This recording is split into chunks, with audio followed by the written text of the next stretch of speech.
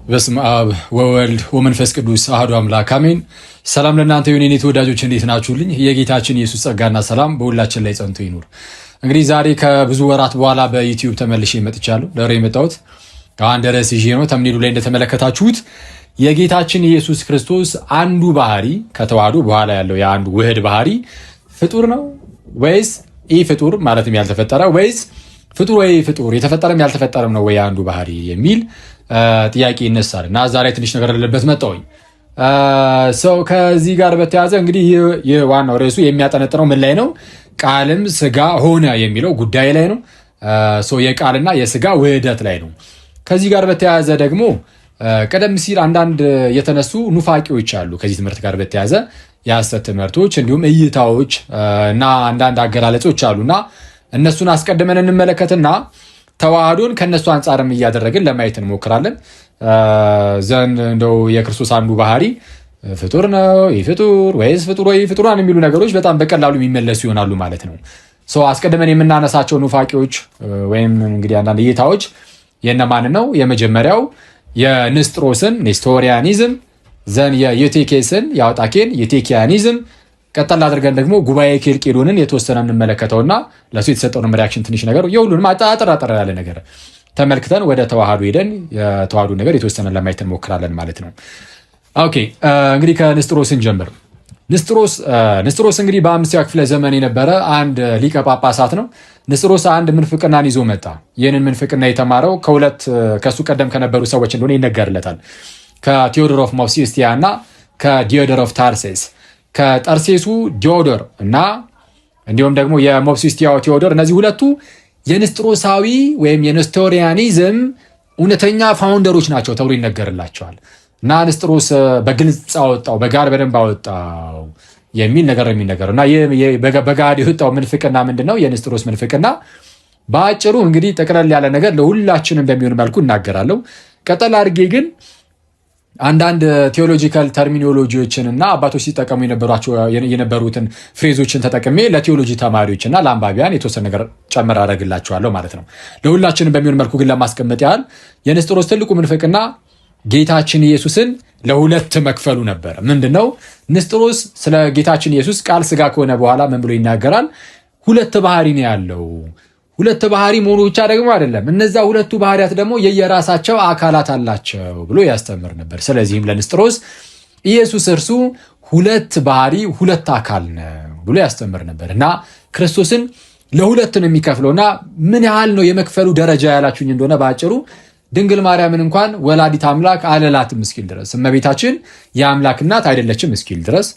ይህ ብቻ ደግሞ ሳይሆን በጣም ፌመስ የሆነ አባባል አለው፣ በጣም ዕውቅ የሆነ አባባል። ይህ ምንድነው?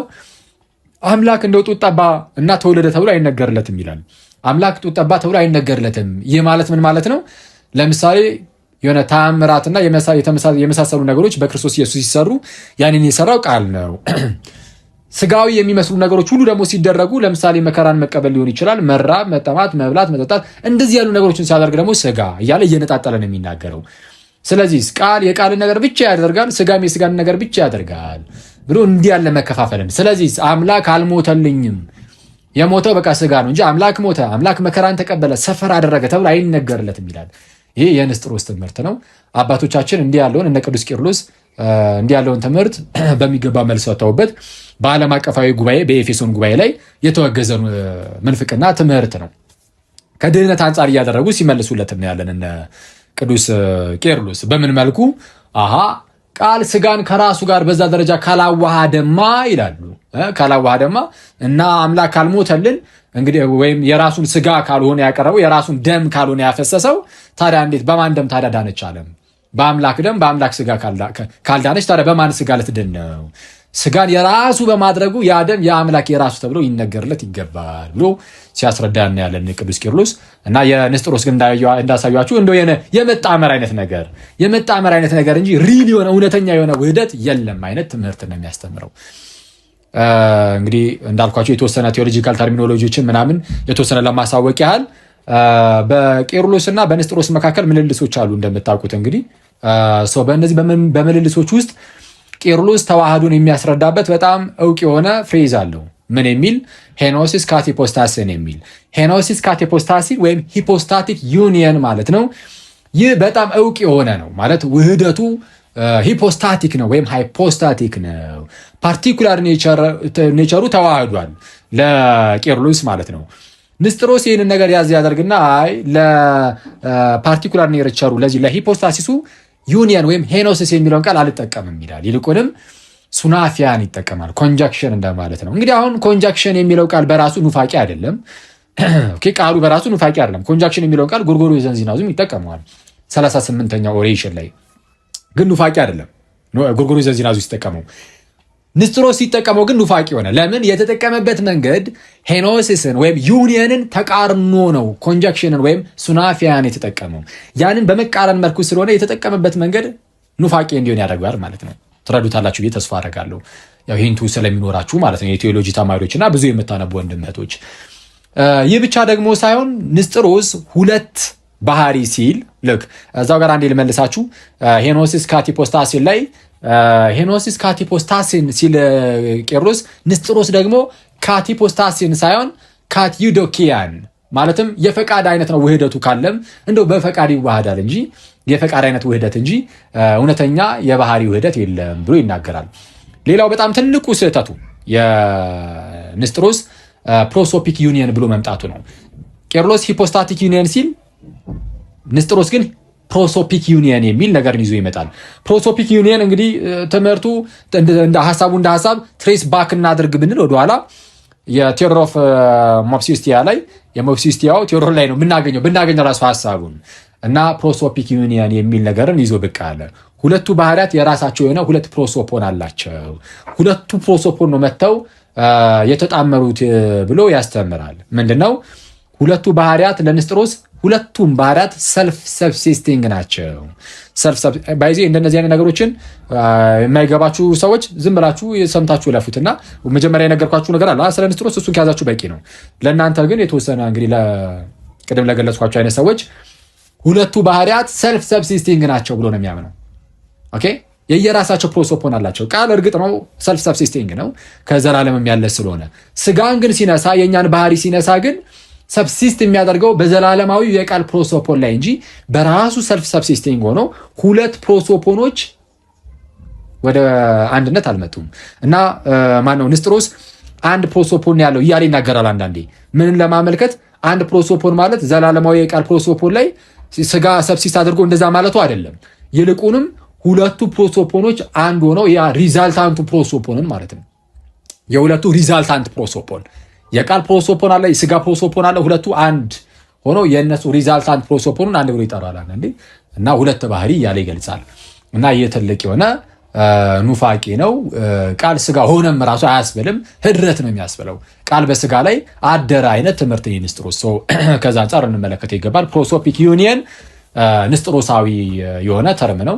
ንስጥሮሳዊ የሆነ አስተሳሰብ ነው። ዩኒየኑ እንዴት ያለ ነው? ልክ ቄርሎስ እንዳለው ሂፖስታቲክ ዩኒየን ነው። ናቹራል የሆነ ዩኒየን ነው። ከዛ አንጻር እንመለከተው ይገባል። አሁን በአጭሩ የቅዱስ የንስጥሮስ ትልቁ ምንፍቅና ክርስቶስን ለሁለት መክፈልና ቃል የቃልን ስራ እየሰራ እንደሚኖር፣ ስጋም የስጋን ስራ እየሰራ እንደሚኖር፣ ስለዚህ የአንዱ ገንዘብ ለአንዱ ራሱ አይነገርለትም የሚል አደገኛ ኑፋቄ ነው። ሪል እውነተኛ የሆነ ውህደት የለም የሚል ነው። ይህንን ትምህርት ደግሞ በሌላ ጽንፍ ደግሞ ተቃውሞ የተነሳ አንድ ሌላ ትምህርት አለ። ዩቲኪያኒዝም ይባላል። ዩቲኪያኒዝም ወይም አውጣኪያዊነት እንግዲህ በአውጣኬ በተባለ በአንድ ባልታደለ መነኩሴ ስም የተሰየመ ነው። ዩቲከስ የሚባል ወይም አውጣኬ የሚባል አንድ መነኩሴ ነበረ። ቴዎሎጂያን አይደለም፣ ቴዎሎጂው ብዙ እውቀት የለውም። ቴዎሎጂ ላይ ግን ካለው ፍቅር የተነሳ እንደው ተነስቶ የንስጥሮስን ብዙ ሲቃወም እናያለን እና ሲቃወም እሱ ራሱም ግን የተወሰነ ስህተት ውስጥ ወደቀ። ምን አይነት ስህተት ውስጥ የወደቀው? ስህተት ምን አይነት ስህተት ውስጥ ነው? በግለሰብ ደረጃ አውጣኬ እንግዲህ አሁን ብዙ ሲባል እንደምሰሙት አውጣኬ ምን አለ ነው የሚባለው። ብዙዎቻችን እንደምናውቀው ቃል የቃል ባህሪ የስጋን ባህሪ ዋጠው፣ መጠጠው፣ አጠፋው አይነት ነገር አይደለ? እንደዛ አይልም። ቃል በቃል እንደዛ አይልም። አውጣኬ እንደዛ አይልም። እንደውም ብዙዎቹ እንደሚናገሩት ሂስቶሪያንስ ዩቲከስ ራሱ በዛ ደረጃ ዩቲኪያን አይደለም። አውጣኬ ራሱ አውጣኪያዊ አይደለም። በዛ ደረጃ የካደው ምንድነው ከተባለ ተጠየቀ። ምን ተብሎ ተጠየቀ? እነ ፍላቪያን ሲጠይቁት ጌታችን ሰው እንደመሆኑ ከኛ ጋር አንድ ነው ተብሎ ተጠየቀ። ሰው እንደመሆኑ ከኛ ጋር አንድ ነው ከተዋህዶ በኋላ ማለት ነው። ሰው እንደመሆኑ ከኛ ጋር አንድ ነው የሚል ጥያቄ ተቀረበለት። ይሄ የደብል ኮንሰብስተንሻሊቲ ጥያቄ ነው። ደብል ኮንሰብስተንሻሊቲ በጣም በቤተክርስቲያናችን ውስጥ ትልቅ ቦታ የሚሰጠው ትምህርት። ይህንን የሚክር መናፍቅ ነው፣ ኑፋቄ ነው። ይንመካድ ሰው ምንድነው ደብል ኮንሰብስተንሻሊቲ? ሁላችሁም ማወቅ አለባችሁ። ደብል ኮንሰብስተንሻሊቲ ማለት ጌታችን ኢየሱስ እርሱ አምላክም ሰውም ነው። አምላክ እንደመሆኑ ከአብ ጋር አንድ ነው፣ ሰው እንደመሆኑ ከእኛ ጋር አንድ ነው። ኦኬ ከተዋህዶ በኋላ ማለት ነው። ከተዋህደ በኋላ ቃል ስጋ ከሆነ በኋላ አምላክ እንደመሆኑ ከአባቱ ጋር አንድ ሲሆን ሰው እንደመሆኑ ከኛ ጋር አንድ ነው። ይሄ ሃይማኖተ አበው መጽሐፍ ላይ በጣም በተደጋጋሚ ያለ። አምላክ እንደመሆኑ አብን ይመስለዋል፣ ሰው እንደመሆኑ እኛን ይመስለናል። ስጋ እንደመሆኑ ወይም ሰው እንደመሆኑ ከኛ ጋር አንድ ነው፣ እኩል ነው። እንደውም ከኛ ጋር እኩል አይደለም የሚል የተወገዘ ይሁን የሚልም አለ። ሃይማኖተ አበው ላይ ያሳያችኋል ወደ በኋላ ላይ። ለማንኛውም ግን ይሄ ነው ደብል ኮንሰብስታንሻሊቲ። ይሄ ሁላችሁም ማመን አለባችሁ። የአውጣኬ ክህደት እዚህ ጋር ነው። የቱ ጋር ጋይስ? የአውጣኬን ክህደት ፕሊዝ ሁላችሁም በደንብ አድርጋችሁ ስሙት። ምክንያቱም ሳናስበው አንዳንዴ አውጣኬ ራሱ ይታይብናል እና እሱ በጣም አደገኛ ነው። አውጣኬ የሚክደው ደብል ኮንሰብስተንሻሊቲን ሲሆን ወይም ዱዋል ኮንሰብስተንሻሊቲን ሲሆን ሰው እንደመሆኑ ከኛ ጋር አንድ ነው ወይ ተብሎ ሲጠየቅ የአውጣኬ መልስ ምንድን ነው? ያው ስጋውን ከመቤታችን እንደነሳው አምናለሁ ይላል። ስጋ አልጠፋም አለ። ግን ያንን ስጋ የራሱ ስላደረገ የራሱ ካደረገው በኋላ ከተዋህደው በኋላ ከኛ ጋር አንድ ነው ብዬ መናገር እፈራለሁ። ስጋዋን የነሳው ከድንግል ማርያም ስለሆነ ድንግል ማርያም ከኛ ጋር አንድ ናት። ከተዋህዶ በኋላ ግን ከኛ ጋር አንድ ነው ማለት ይከብደኛል በስጋው ይላል። ይህን የሚለው ማን ነው? አውጣኬ ዩቲከስ። ይሄ የተወገዘ ትምህርት ነው የቤተክርስቲያናችን። ኦኬ ይሄ ትምህርት አደገኛ የሆነ ትምህርት ነው። ስለዚህ አሁን ክርስቶስ ከኛ ጋር አንድ ነው የሚል ነገር ቢናገር ራሱ ከተዋህዶ በፊት እያለ እንደመናገር ማለት ነው። ከተዋህዶ በፊት ያለችው ያው እመቤታችን ናት። እመቤታችን ከኛ ጋር አንድ ናት። ከተዋህዶ በኋላ ግን ከሷ የነሳው ስጋ ግን የራሱ ስላደረገው የቃል የራሱ ስላደረገው ከኛ ጋር አንድ ነው የሚለውን እፈራለሁ ለመናገር ይላል። ማን? አውጣኪ። በኋላ ላይ ግን አሻሽሎታል የሚል ነገር ይነገርለታል። ማለት ተወገዘ በነ ፍላቪያን። በኋላ ዲዮስቆሮስ ጋር ቀረበ። እንደው ንስጥሮስን ስለተቃወምኩ ነው የተወገዝኩት ብሎ ማለት ነው። ያኔ ሪለክተንትሊ ቢሆንም ዱዋል ኮንሰብስተንሻሊቲን ወይም ደብል ኮንሰብስተንሻሊቲን አድሚት እንዳደረገ ይነገርለታል። ስለዛ ቅዱስ ዲዮስቆሮስ ፈታው ከግዘቱ ማለት ነው። ማነው? አውጣኬ። እና የአውጣኬ መሰረታዊ ስህተት እንዳይረሳ ኑፋቄው ማለት የአውጣኬ እንግዲህ ችግሩ ያው በነገራችን ላይ አሁን ከፍራቻ የተነሳ ነው። ቃሉን እንደዋረን ያልጠቀመውም አይነት ነገር ነው አውጣኬ ላይ ምናየው። ምክንያቱም የቴዎሎጂ እውቀት የለውም ስለሌለው ከፍራቻ አንጻር እንደዛ ነበር የሚለው። በኋላ ላይ ግን አድሚት አድርጓል ሪሌክተንትሊ ቢሆንም ብያችኋለሁ።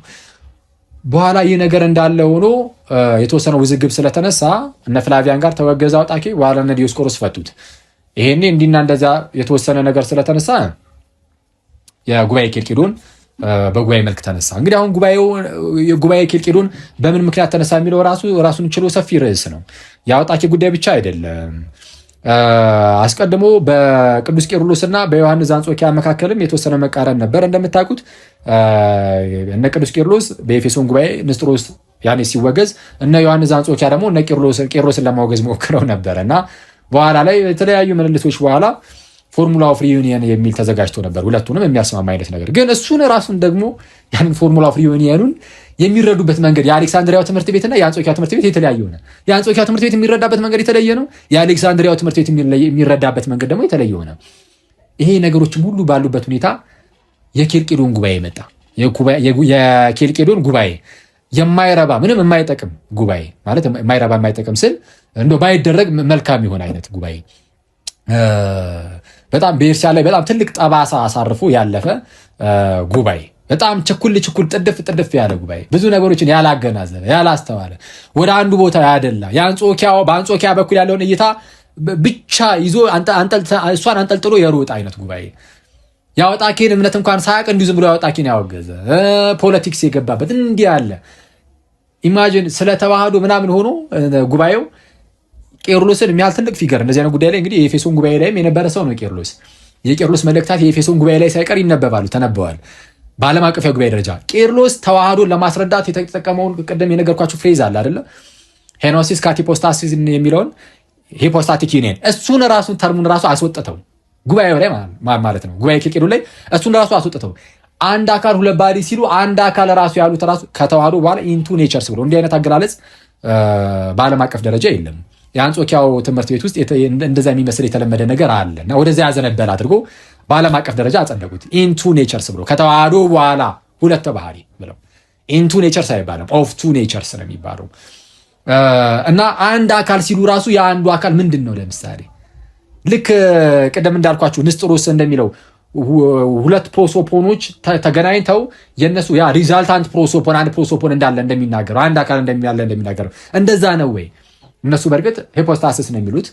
ኦኬ የቃላት ተርሚኖሎጂዎቻቸው ይለያያሉ፣ የሚጠቀሙበት መንገድ ሊለያይ ይችላል። ለማንኛውም ግን ከምን አንጻር ነው አንድ አካል ራሱ ያሉት? ልክ እንደ ንስጥሮስ ነው ወይ? እና ይሄ ሁሉ ነገር በጣም ዝብርቅርቅ ያለ ነገር ያለበት ጉባኤ ነበረ እና አክትስ ኦፍ ካልሲደን አክትስ ኦፍ ካልሲደን ላይ ሂፖስታቲክ ዩኒየን የሚለው ያ እውቅ የሆነ ፍሬዝ ተዋህዶ ላይ ያለ ወጥቷል። በኋላ አምስተኛው ጉባኤ ላይ ግን ያካተቱት አይተዋል። ድጋሚ ለአምስተኛ ጉባኤ ደግሞ በዚህ ጉዳይ ደግሞ አደረጉ። ድጋሚ ጉባኤ አድርገው እሱን አካተቱት። ያኔ ሂፖስታቲክ ዩኒየን የሚለው በጣም የሚያስገርመው ጉባኤ ኬልቄዶን ላይ የቄርሎስን ይህንን ፍሬዝ አስወጥተው ብዙ ንስጥሮሳውያንን እና ወደ ንስጥሮሳዊነት ያጋደሉ ሰዎችን ተሰብስበውበታል ጉባኤው ላይ እና እንደዚህ አይነት ጉባኤ ስለነበረ በኋላ የኛ አባቶቻችን ማለት ራሳቸውን አሳልፈው እስከ መስጠት ድረስ ነው የተቃወሙት ይህንን ጉባኤ። ኦኬ ይህንን ጉባኤ ደማቸውን አፍስሰዋል አባቶቻችን። በኋላ ላይ እንደነ ቅዱስ ሳዊሮስ ዘአንጾኪያ ያሉ ታላላቅ የተዋህዶ ተንታኞች ይህንን ጉባኤ በእጅጉ ነቅፈውታል። ንስጥሮሳዊ ብለውታል። ከሚያነሳቸው ነገሮች አንዱም ቅዱስ ሳዊሮስ ዘአንጾኪያ ሂፖስታቲክ ዩኒየንን ራሱ አልተጠቀመውም ቃሉን እና ንስጥሮሳዊ ነው። ከተዋህዶ በኋላ ሁለት ተብሎ እንዴት ይገለጻል? አይገለጽም። ዱዋሊቲን መመስከር ነው እያለ ይወቅሳቸው ነበር እና እንደውም የጉባኤ ኬልቄዶንን የሚደግፉ አባቶችን ምን ይላቸዋል ሳዊሮስ ዘአንጾኪያ? በጣም አንድ የተወደደ አገላለጽ አለው። ምንድነው እሱም የአውጣኬን እኮ ምንፍቅና ለማውገዝ ነው ሁለት ያልነው ሲሉ ምን ይላቸዋል? የአውጣኬን ሰይጣን በንስጥሮስ ቤልዜቡል ለማውጣት እንደሚታገሉ ሰዎች ነው ማያቸው ይላል። ኦኬ የአውጣኬን ሰይጣን ይሄ አጋንንትን በአጋንንት አለቃ የሚል አገላለጽ አለ አይደል? በቤልዜቡል የአውጣኬን ሰይጣን በንስጥሮሳዊ ቤልዜቡል ለማውጣት የሚታገሉ አይነት አድርጌ ነው ማያቸው ይላል። እና ጉባኤ ኬልቄዶን በጣም አደገኛ ጥሩ ያልሆነ ጉባኤ ነበር። በኋላ በእርግጥ አሻሽለውታል። አምስተኛው ጉባኤ ላይ አሻሽለውታል። በኋላ ላይ እነዚህ ካልሲዶኒያን ወንድሞቻችን ከኛ ጋር ባላቸው ዲያሎግ በተለይ አሁን በቅርብ ጊዜያት ላይም እንደው የተርሚኖሎጂ የቃላት ልዩነት ያለን ወደሚለው ተደርሷል። ጉባኤ ኬልቄዶን ግን በቃ የማይረሳ አደገኛ የሆነ ጠባሳን አሳርፎ አልፏል በታሪክ ውስጥ። ኦኬ ይህንን እንደዚህ እንዳለ ያዙትና ተዋህዶ ስንልኛ ምንድን ነው የሚለውን በአጭሩ ልንገራችሁ። ከዛ በኋላ የክርስቶስ አንዱ ባህሪ ክሪኤትድ ነው ወይስ አንክሪኤትድ ወይም ፍጡር ወይስ ኢ ፍጡር የሚለውን ለመመለስ እንሞክራለን ማለት ነው። ኦኬ እንግዲህ ስለ ተዋህዶ ስናወራ በአጭሩ ምንድነው? ቃል ስጋ ሆነ ነው። ቃል ነው ስጋ የሆነው። ኦኬ ቃል ስጋ ሆነ፣ አምላክ ሰው ሆነ። አምላክ ሰው ሲሆን ወይም ቃል ስጋ ሲሆን ስጋን የራሱ ነው ያደረገው ኢነሴንስ በማይነጣጠል ደረጃ ቃል ስጋን የራሱ አደረገው። ስለዚህ ቃል በስጋ ታመመ ሞተ እንኳን ተብሎ እስኪነገርለት ድረስ ስለዛ ስጋን የራሱ ሲያደርገው ቃል ስጋን የራሱ ሲያደርገው ስጋ ስጋነቱን ሳያጣ የቃል ሆነ። ቃልም ደግሞ ስጋ ሲሆን ከቃልነት ወደ ስጋነት ሳይለወጥ ከፈጣሪነት ወደ ፍጡርነት ሳይለወጥ ስጋን የራሱ አደረገ። ቃል ስጋ ሲሆን ቃልነቱን ፈጣሪነቱን አምላክነቱን ሳያጣ ስጋ ሆነ። ስጋም ደግሞ የቃል ሲሆን ስጋነቱን ፍጡርነቱን ሳያጣ የራሱ የቃል ስጋ ሆነ። ስለዚህ አሁን ይህ ስጋ የማን ስጋ ነው ከተባለ የራሱ የገዛ የቃል ስጋ ነው። ኦኬ የገዛ የቃል ስጋ ነው። በዚህም ምክንያት የራሱ ስላደረገው አንዱ አንዱን ሳያጠፋ አንዱን ገንዘብ ስላደረገ የአንዱ ገንዘብ የቃል ገንዘብ ለስጋ ይነገራል፣ የስጋ ገንዘብ ለቃል ይነገራል። የቃል ገንዘቦች አሉ፣ ፕሮፐርቲዎች ወይም ካራክተሪስቲክስ የምንላቸው አሉ። የቃል የስጋም ልክ እንደዚሁ አሉ። እነዛ ጸንተው ነው የሚኖሩት በአንዱ ውህድ በሆነው ባህሪ ላይ በተዋህዶ በአንዱ ባህሪ ላይ የቃልም የስጋም ገንዘቦች ጸንተው ይኖራሉ። አንዳቸውም አይጠፉም። ሁሉም ካራክተሪስቲክስ ወይም ፕሮፐርቲስ ገንዘቦች ጸንተው ይኖራሉ። ለምሳሌ ቃል ፍጡር ነው ወይስ ኢ ፍጡር? ቃል ምንድን ነው? ፍጡር ነው? የተፈጠረ ነው ወይስ ያልተፈጠረ? የተወለደ እንጂ ያልተፈጠረ። ቃል አልተፈጠረም። ስጋ ግን ስጋ የተፈጠረ ነው አይደለም። ስጋ ፍጡር ነው ኢ ፍጡር? ፍጡር ነው። ፍጡር ስጋ አለ፣ ኢ ፍጡር ያልተፈጠረ ስጋ አለ። ሁለቱ ሲዋሃዱ ስጋ ፍጡርነቱን ሳይተው ቃልም ኢ ፍጡርነቱን ወይም ያልተፈጠረ መሆኑን ትቶ ፍጡር ሳይሆን አንዱ አንዱን ሳያጠፋ ተዋሃዱ። የሁለቱ ገንዘቦች ሁሉ ጸንተው ይኖራሉ። መራብ፣ መጠማት፣ መድከም ለምሳሌ የስጋ ከሆነ እነዚህ ገንዘቦች ይኖራሉ። በቃል በኩል የሚነገሩ አምላካዊ የሆኑ ገንዘቦች በዚሁ ውህድ በሆኑ በአንዱ ባህሪ ውስጥ ይታያሉ፣ ይቀመጣሉ። ስለዚህ ከስጋችን ምንም ያስቀረው ነገር የለም። ሲዋሃድ ባህሪያችንን የተዋሃደው ባህሪያችንን ሲዋሃድ ለሰው የሚነገር ሁሉ ለኢየሱስ ይነገርለታል። ከምን በቀር? ከኃጢአት በቀር። መጽሐፍ እንደሚመሰክር ከኃጢአት በቀር በነገር ሁሉ እኛን መሰለ፣ ወንድሞችን ሊመስል የተገባው ሆነ እየተባለ እንደተነገረለት ወንድሞች ወይም ልጆች በስጋና በደም እንደሚካፈሉት እርሱም በሞት ላይ ስልጣን ያለውን በሞት ለመሻር እንዲሁ በስጋና በደም ተካፈለ ብሎ እንደሚናገረው ዕብራውያን ምዕራፍ 2 ላይ እና እንዲሁም ዕብራውያን ምዕራፍ 4 ላይ ደግሞ ከኃጢአት በስተቀር የሚለው ማለት ነው። ኃጢአት የለበትም ጌታችን ኢየሱስ። ግን ከኃጢአት በስተቀር ግን ለሰው የሚነገረው ሁሉ ነገር ይነገርለታል። አሁን ለሰው የሚነገረው ሁሉ ስል ኢንጀነራል ማለት ነው። አበበ እንደዚህ አድርጓል፣ ስለዛ በቃ ኢየሱስም እንደዛ ማለት ሳይሆን ኢንጀነራል ለሰው ዘር ሁሉ ለሰው ሁሉ በባህሪ ደረጃ የሚነገሩ ነገሮች ሁሉ ለማን ይነገራሉ? ለጌታችን ኢየሱስ ይነገራሉ። ለምሳሌ እኛ ፍጡር ነን፣ ለሁላችንም የሚነገሩ አንዱ የፍጡርነት ነው። ልክ እንደዛ ማለት ነው። ሁላችን እንራባለን፣ እንጠማለን። ጌታችን ኢየሱስም ተርቧል፣ ተጠምቋል፣ ተጠምቷል። ይህን ሁሉ ነገር ይዟል ነው። ስለዛ ያስቀረብን ነገር የለም። ይሄን መታወቅ አለበት። ስለዚህ ይሄን ነገር ሳያስቀር አንዱ የአንዳቸውም ገንዘብ ኦኬ፣ የሁለቱም ባህሪያት ገንዘብ ጭራሽ ሳይጠፋ አንድ ባህሪ ላይ የሁለቱም ባህሪያት ገንዘቦች ጸንተው ይኖራሉ። ስለዛ ይህ ምንድነው? የአንዱ ገንዘብ ደግሞ የቃል ገንዘብ ደግሞ ለስጋ የስጋ ገንዘብ ለቃል ይነገራልና የኮሚኒኬሽን ኦፍ ኢዲየምስ ተብሎ ይነገርለታል። ኮሚኒኬሽን ኦፍ ኢዲየምስ ወይም ኤክስቼንጅ ኦፍ ፕሮፐርቲስ ማለት ነው። የአንዱን ገንዘብ ለአንዱ የአንዱ ገንዘብ የቃል እንቲያው ለስጋ የስጋ እንቲያው ደግሞ ለቃል ተብሎ እንደሚነገረው ማለት ነው። ይሄ በሃይማኖት አወደ በጣም በስፋት የሚሰጥ ትምህርት ነው። የስጋዊ ትምህርት ነው። ሰው ይህንን ነገር እንደዚህ እንያዝና ተዋህዶ ልክ በዚህ መልኩ ከሆነ ተመልከቱ እንግዲህ አሁን ተዋህደው አንድ ሆነዋል። ይህ አንዱ ባህሪ የማን ባህሪ ነው? የቃል ባህሪ ነው። የቃል ባህሪ ብቻ ከሆነ በቃ ነጠላ ባህሪ ነው። ቃል አንድ ስለሆነ በቃ የቃል ባህሪ አንድ ነጠላ ባህሪ ነው። አንድ ስለሆነ ኢነሴንስ ነጠላ አንድ ማለት ነው። ወይስ የስጋ ባህሪ ነው? የስጋም ከሆነ በቃ የስጋ አንድ ባህሪ ነጠላ ነው። ነጠላ ባህሪ ሊሆን ነው። የማን ባህሪ ነው?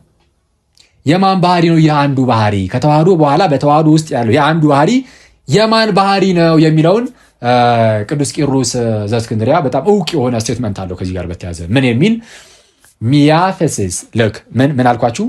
ሚያፈስስ ቱቴኡሎጉ ሴሳርኮሜኔ ሚያፈስስ ቱቴኡሎጉ ሴሳርኮሜኔ ዋን ኔቸር ኦፍ ጋድ ደ ወርድ ኢንካርኔት ዋን ኔቸር ኦፍ ጋድ ደ ወርድ ኢንካርኔት የስጋው ቃል አንድ ባህሪ። ስለዚህ አሁን ያ ባህሪ የማን ነው? የስጋው ቃል። የስጋ ብቻ ነው? የቃል ብቻ በፍጹም የስጋው ቃል። ስለዚህ ሲናገሩም ቴዎሎጂያኑ አንድ ባህሪ ስትሉ የኢንካርኔት ያደረገው የሱ ብሎ መገለጽ አለበት። አንድ ተው የሚለው ቃል ሲገለጽ ሲምፕል እንዳልሆነ እንዲታወቅ ይልቁንም ኮምፖዚት እንደሆነ እንዲታወቅ። ስለዚህ የስጋው ቃል ተብሎ ነው መነገር ያለበት። አንድ ባህሪ ሲባል የቃል ብቻ አይደለም ወይም የስጋ ብቻ አይደለም፣ የስጋው ቃል ኦኬ። ስለዚህ የአንድ ባህሪ ነጠላ ባህሪ አይደለም፣ ሲምፕል አይደለም፣ ኮምፖዚት ነው። ልክ እነ ቅዱስ አዊሮስ አንጾኪያ እንደሚገልጸው ማለት ነው። የቅዱስ አዊሮስም አንድ አገላለጽ አለ። ምን የሚል ሚያፊሲስ ሴንታቶስ ብሎ ይናገራል። ኦኬ ሚያፊሲስ ሴንታቶስ ሴንተሲስ የሆነ ሴንተሲስ ማለት ዩኒየን ወይም ውህደት እንደማለት ነው እና ኮምፖዝድ የሆነ ማለት ነው። ኮምፖዚት ማለት ነው። ሚያፊሲስ ሴንታቶስ ማለት ዋን ኮምፖዝድ ኔቸር ማለት ነው። ዋን ኮምፖዝድ ፌሲስ ዋን ኮምፖዝድ ኔቸር እንደማለት ነው። ስለዚህ አንዱ ባህሪ ኮምፖዝድ የሆነ ነው ወይም ኮምፖዚት የሆነ ኔቸር ነው። ሴንተሲስ የሆነ ኔቸር ነው ያለው ባህሪ ነው ያለው እንዳይረሳ። ኦኬ እንግዲህ አንዱ ባህሪ እንዳልነውም የቃልም የስጋም አንድ ባህሪ ከሆነ ለስጋም የሚነገሩ ለቃልም የሚነገሩ ለዛ ለአንዱ ባህሪ ሊነገሩ ይገባል ማለት ነው። አሁን ጥያቄው የሚመጣው እዚህ ጋር ነው። ይህ አንዱ የክርስቶስ ባህሪ ምንድን ነው? ፍጡር ይህ ፍጡር ወይስ ፍጡር ወይ ፍጡር? ይህን ነገር ከመመለሴ በፊት ጌታችን ኢየሱስ ክርስቶስ በስጋው ኢኒስ ሂውማኒቲ ተብሎ ማለት ነው በስጋው ፍጡር ተብሎ ይነገርለታል አይነገርለትም? የማይነገርበት ጊዜ ይኖራል ወይ ማለት ለምሳሌ ፍጡር ወይ ፍጡር ወይም በስጋው ፍጡር እንደዚህ የሚባሉ ነገሮች የማይነገርበት ጊዜ ወይም የማይነገርበት አግባብ አለ ወይ ከሚለው እንነሳና ከዛ በኋላ እንቀጥላለን። የማይነገርበት ሁኔታ አለ ማለት ለምሳሌ ፍጡር ወይ ፍጡር የሚለውን ቃል የማንገልጽበት በስጋው ፍጡር የማንልበት አግባብ አለ ሊኖር ይችላል። አዎ ለምሳሌ ከምን አንጻር? ለምሳሌ ስለ ፕሮሶፖኑ የምናወራ ከሆነ የምትረዱት ሰዎች ብቻ ተረዱት። ስለ ፕሮሶፖኑ የምናወራ ከሆነ ፍጡር ወይ ፍጡር ተብሎ አይነገርለትም። ፍጡር የሆነ ሰብጀክትን የራሱ አላደረገም። ፍጡር የሆነ ፕሮሶፖንን አልነሳም። ስለዛ ፍጡር ወይ ፍጡር ተብሎ ከፕሮሶፖን አንጻር አይነገርም። አንድ ሁለተኛ ደግሞ በስጋው ፍጡር ተብሎ ሲነገር ወይም ፍጡር ወይ ፍጡር ተብሎ ሲነገር ልክ እንደ ንስጥሮሳዊነት ከፋፍለን ሰነጣጥቀን የስጋው ባህሪ ፍጡር የመለኮት ባህሪ ደግሞ ኢ ፍጡር ያልተፈጠረ እያለን እየከፋፈለን የምንናገር ከሆነም ይህም እንደዚህም ተብሎ አይነገርም፣ ተደርጎ አይነገርም። ይህም ስህተት ነው። እንዳትረሱ እነዚህን ሁለቱን ያዝ አድርጉና ግን አንዱን ባህሪ ቅድም እንዳልኳችሁ ያንን አንዱን የስግው ቃልን ባህሪ ግን በስጋም በቃልም ገንዘብ ግን ይጠራል። በስጋም በቃልም ገንዘብ አንዱ የክርስቶስ ውህድ ባህሪ ኮምፖዚት የሆነው ኔቸር በስጋም በቃልም ገንዘብ ይጠራል። ለምሳሌ ፍጡር ወይ ፍጡር፣ የሚደክም የማይደክም፣ የሚታይ የማይታይ፣ የሚዳሰስ የማይዳሰስ፣ የሚወሰን የማይወሰን፣ እነዚህ ሁሉ ተብሎ ይነገርለታል። ለየቱ ለአንዱ ባህሪ። አያችሁ ሲሰጠ ግን ለአንዱ ባህሪ ነው የሚሰጠው እንዳትረሱ። ይህንን የሚያስረዱ ማስረጃዎችን አውጥተን ማለት ነው። እንግዲህ ይሄ በጣም ቀላል ይመስለኛል። የአንዱ ባህሪ የቃል ባህሪ ብቻ ቢሆን በቃ ይህ ፍጡር ብለህ ትዘጋዋለህ። የስጋ ባህሪ ብቻ ቢሆን ፍጡር ብለህ ብቻ ትዘጋዋለህ። የስጋም የቃልም አንድ ውህድ የሆነ ባህሪ ስለሆነ ከሁለቱም የሆነ አንድ ስለሆነ የአንድነት የሁለቱም ገንዘቦች ለዛ ለአንዱ ባህሪ ይነገሩለታል ነው። ማስረጃ ከመጽሐፍ ቅዱስ እንጀምርና ወደ ሃይማኖተ አበው እንሄዳለን። ዘን ከውጭ አባቶች ከውጭ መጽሐፍት ጥቂት ነገር ከሁሉም የተወሰነ ነገር አይተን ቶሎ እንጨርሳለን ማለት ነው። ከመጽሐፍ ቅዱስ ስንጀምር መጽሐፈ ምሳሌ ምዕራፍ 8 ቁጥር 22 ላይ ጥበብ እንደዚህ ትላለች፣ እግዚአብሔር ለስራው የመንገዱ መጀመሪያ አድርጎ ፈጠረኝ። ለምኑ? ለስራው የመንገዱ መጀመሪያ ለድህነት ስራ ማለት ለምን አይነት ስራ? ለድህነት ስራ የመንገዱ መጀመሪያ አድርጎ ፈጠረኝ። ይህንን የምትለው ጥበብ ናት። ጥበብ የእግዚአብሔር ጥበብ ሎጎስ የተባለው ቃል ነው። ኦኬ እንደምታውቁት አንድ ቆሮንቶስ ምዕራፍ 1 ቁጥር 24 ላይ ቅዱስ ጳውሎስ እንደሚናገረው የእግዚአብሔር ኃይልና ጥበብ የሆነው ክርስቶስ ኢየሱስ ነው ይላልና ይህንን አባቶች ሁሉም የእግዚአብሔር ጥበብ የሚለውን ኦልሞስት ሁሉም እንግዲህ የእግዚአብሔር ልጅ ጌታችን ኢየሱስን ነው የእግዚአብሔር ቃልን ነው ብሎ ነው የተረጎሙት። እና ፈጠረኝ ግን ይላል ጥበብ ፍጡር ናት ወይ? ጥበብ ፍጡር እንዳልሆነች ይታወቃል። ታዲያ ለምን እንደዚህ ትብላ ተናገረች የሚለውን አባቶች ሲተረጉሙ በምን እንደሚተረጉሙት እንግዲህ የግሪክ ሰባ ሊቃናቱ ፈጠረኝ የሚለውን ቃል ስለሚጠቀም አብዛኛው ይህን ቃል ነው የሚወስደው። እና ለማንኛውም ፈጠረኝ የሚለውን ቃል አባቶች ሲተረጉሙ በመልኩ ነው የሚተረጉሙት ሰው እንደመሆኑ። ኦኬ ጥበብ ቤቷን ሰራች ይላል መጽሐፈ ምሳሌ ምዕራፍ 9 ቁጥር 1 ላይ ጥበብ ቤቷን ሰራች። ቤት ማለት ማደሪያ አይደለ? ቃልም ሥጋ ሆነ በእኛም አደረ። ወይም ደግሞ ዮሐንስ ወንጌል ምዕራፍ 2 ላይ ስለ ሰውነቱ ቤተ መቅደስ ይህንን ይናገር ነበር ይላል። ቤተ መቅደስ የሆነ ሰውነትን ያንን ሥጋውን ፈጥሮ ነው የተዋሃደውና ያንን ፍጡር ሥጋን ለማመልከት ፈጠረኝ ያለች ትናገራለች ጥበብ ብለው ይተረጉማሉ። ለዚህ ማሳያ አንድ ሁለት ሰጣችኋለሁ። አንድ ከቅዱስ አትናቴዎስ፣ አንድ ደግሞ ከሃይማኖተ አበው። ከማሳየቴ በፊት ግን አንዳንድ ሰዎች እንዲህ አይነት ፍጡር የሚል ፈጠረ ምናምን የሚሉ አገላለጾችን ሲያዩ እንደዚህማ ከተዋህዶ በፊት ነው የሚሉ ሰዎች አሉ። እኔ ኬት አምጥተውት እንደሆነ አላውቅም፣ ግን እንዲህ ያለ አገላለጽ የለም። ማለት ጥበብ የራሷ በማታደርገው ሥጋ ራሷን አጠራበትም። የራሷ በምታደርገው ሥጋ የራሷ ባደረገችው ወይም በምታደርገው የራሷ በምታደርገው ሥጋ በዛ ጠራች እንጂ ስለ ጥበብ ናት ፈጠረኝ ብላ የተናገረችው። ለምን? ሥጋን የራሷ ስለምታደርገው ከሥጋ አንጻር እሷ ራሱ እንዲህ ብሎ ሊነገርላቸው አለ። ከዛ አንጻር ነው። ለምሳሌ ይህንኑ ጥቅስ ጠቅሶ ቅዱስ አትናቴዎስ እንዲህ ይላል። የኒቃውን ጉባኤ የእምነት መግለጫ እሱን ዲፌንድ ባደረገበት ጽሑፉ ላይ ዲፌንስ ኦፍ ኒያስን ዴፊኒሽን ቻፕተር 3 ሶስተኛው ምዕራፍ 14ኛው ሴክሽን ላይ እንዲህ ይላል። ጌታ አምላክ እውነተኛ ብርሃን እንደሆነ ስለ እርሱ የሰማን እንደሆነ ስለ ጌታችን ማለት ነው። ምን እንደሆነ የሰማን እንደሆነ ጌታ እሺ አምላክ እውነተኛ ብርሃን እንደሆነ ስለ እርሱ የሰማን እንደሆነ ከአብ የተገኘ እንደመሆኑ እንረዳዋለን ይላል። ከማን? ከአብ የተገኘ እንደመሆኑ እንረዳዋለን። ከእውነተኛ አምላክ የተገኘ እውነተኛ አምላክ እንዲል፣ ከብርሃን የተገኘ ብርሃን እንዲል ጌታ አምላክ እውነተኛ ብርሃን የሚል ሲሰማ ከአብ የተገኘ እንደሆነ እንረዳዋለን። እሺ ጌታ ፈጠረኝ ስትልስ ልክ አሁን ጥበብ እንዳለች ወይስ ይህን የመጽሐፈ ምሳሌ ምዕራፍ 8 ቁጥር 22ን ጠቅሶ ነው ባይዜ ይህን የሚናገረው። ጌታ ፈጠረኝ ባሪያ መከራን አየ የሚሉ ንግግሮችን ስንሰማ ለመለኮት ልንሰጥ አይገባም፣ አግባብ አይደለምና ይልቁንም ስለኛ በያዘው ስጋ የሚተረጎም ነው። ስለኛ በያዘው ስጋ የሚተረጎም ነው። ጌታ ፈጠረኝ ፈጠረኝ የሚል ባሪያ የሚል ቃል ስናይ፣ መከራን አየ የሚል ቃል ስናይ፣ ታዲያ ግን ነጠለን ደግሞ ስለ ስጋ ብቻ እንዳንል ግን ለስጋ ይህ ሁሉ ነገር የተገባ ነውና ይልና ለስጋ ይህ ሁሉ ነገር የተገባ ነው ይልና ይህም ስጋ ግን የራሱ የቃል እንጂ ሌላ የማንም አይደለም። ስለዛ መነጠል አትችልም። የራሱ የቃል ነው ያ ስጋ። የራሱ የሆነው ያ የቃል ስጋ ግን ይህ ሁሉ ነገር የተገባው ነው። ስለዛ የተገባው ስለሆነ ለጥበብ እንደተነገረ ተደርጎ ይቀመጥለታል ማለት ነው። ምክንያቱም ያ ስጋ የራሱ የጥበብ ስለሆነ ያ ስጋ የጥበብ ስለሆነ ከተዋህዶ በኋላም ይህ ስጋ የተገባው ነው። እንዲህ አይነት አገላለጾች ጌታ ፈጠረኝ የሚለው እሺ፣ ይህን ነው መጽሐፈ ምሳሌ ላይ ያለውን ፈጠረኝ የሚለውን ቃል ይዞ ሃይማኖተ አበው ዘቅዱስ ኤጲፋንዮስ ላይም በዚህ መልኩ ተብራርቷል። ምዕራፍ 56 ከቁጥር 20 እስከ 22 ይላል። ተፈጠረ መባሉም ሰው በመሆኑ ምስጢር ይፈጸማል። ዳግመኛም ይህ መምህር ኤጲፋንዮስ አስቀድመን በተናገረው በዚህ መጽሐፉ እንዲህ አለ። ምን አለ?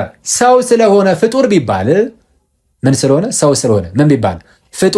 ፍጡር እንዳትረሱ። ፍጡር ቢባል ወዲህ በር ተባለ። በምሳሌ ሊነገር እንደሚገባ ወደ ሰገነት ወደ መንግስተ ሰማያት መግቢያ ሊሆንን ገብተንም ተድላ ነፍስን ክብረ ነፍስን እናገኛለን ወገኖቹም እንባላለን ይላል። ሰው እንደመሆኑ ግን ምን ቢባል? ፍጡር ቢባል። ስለዛ ሰውነትን የራሱን ያደረገው የራሱ ሲያደርግ ፍጡርነቱን አጥፍቶበት አይደለም።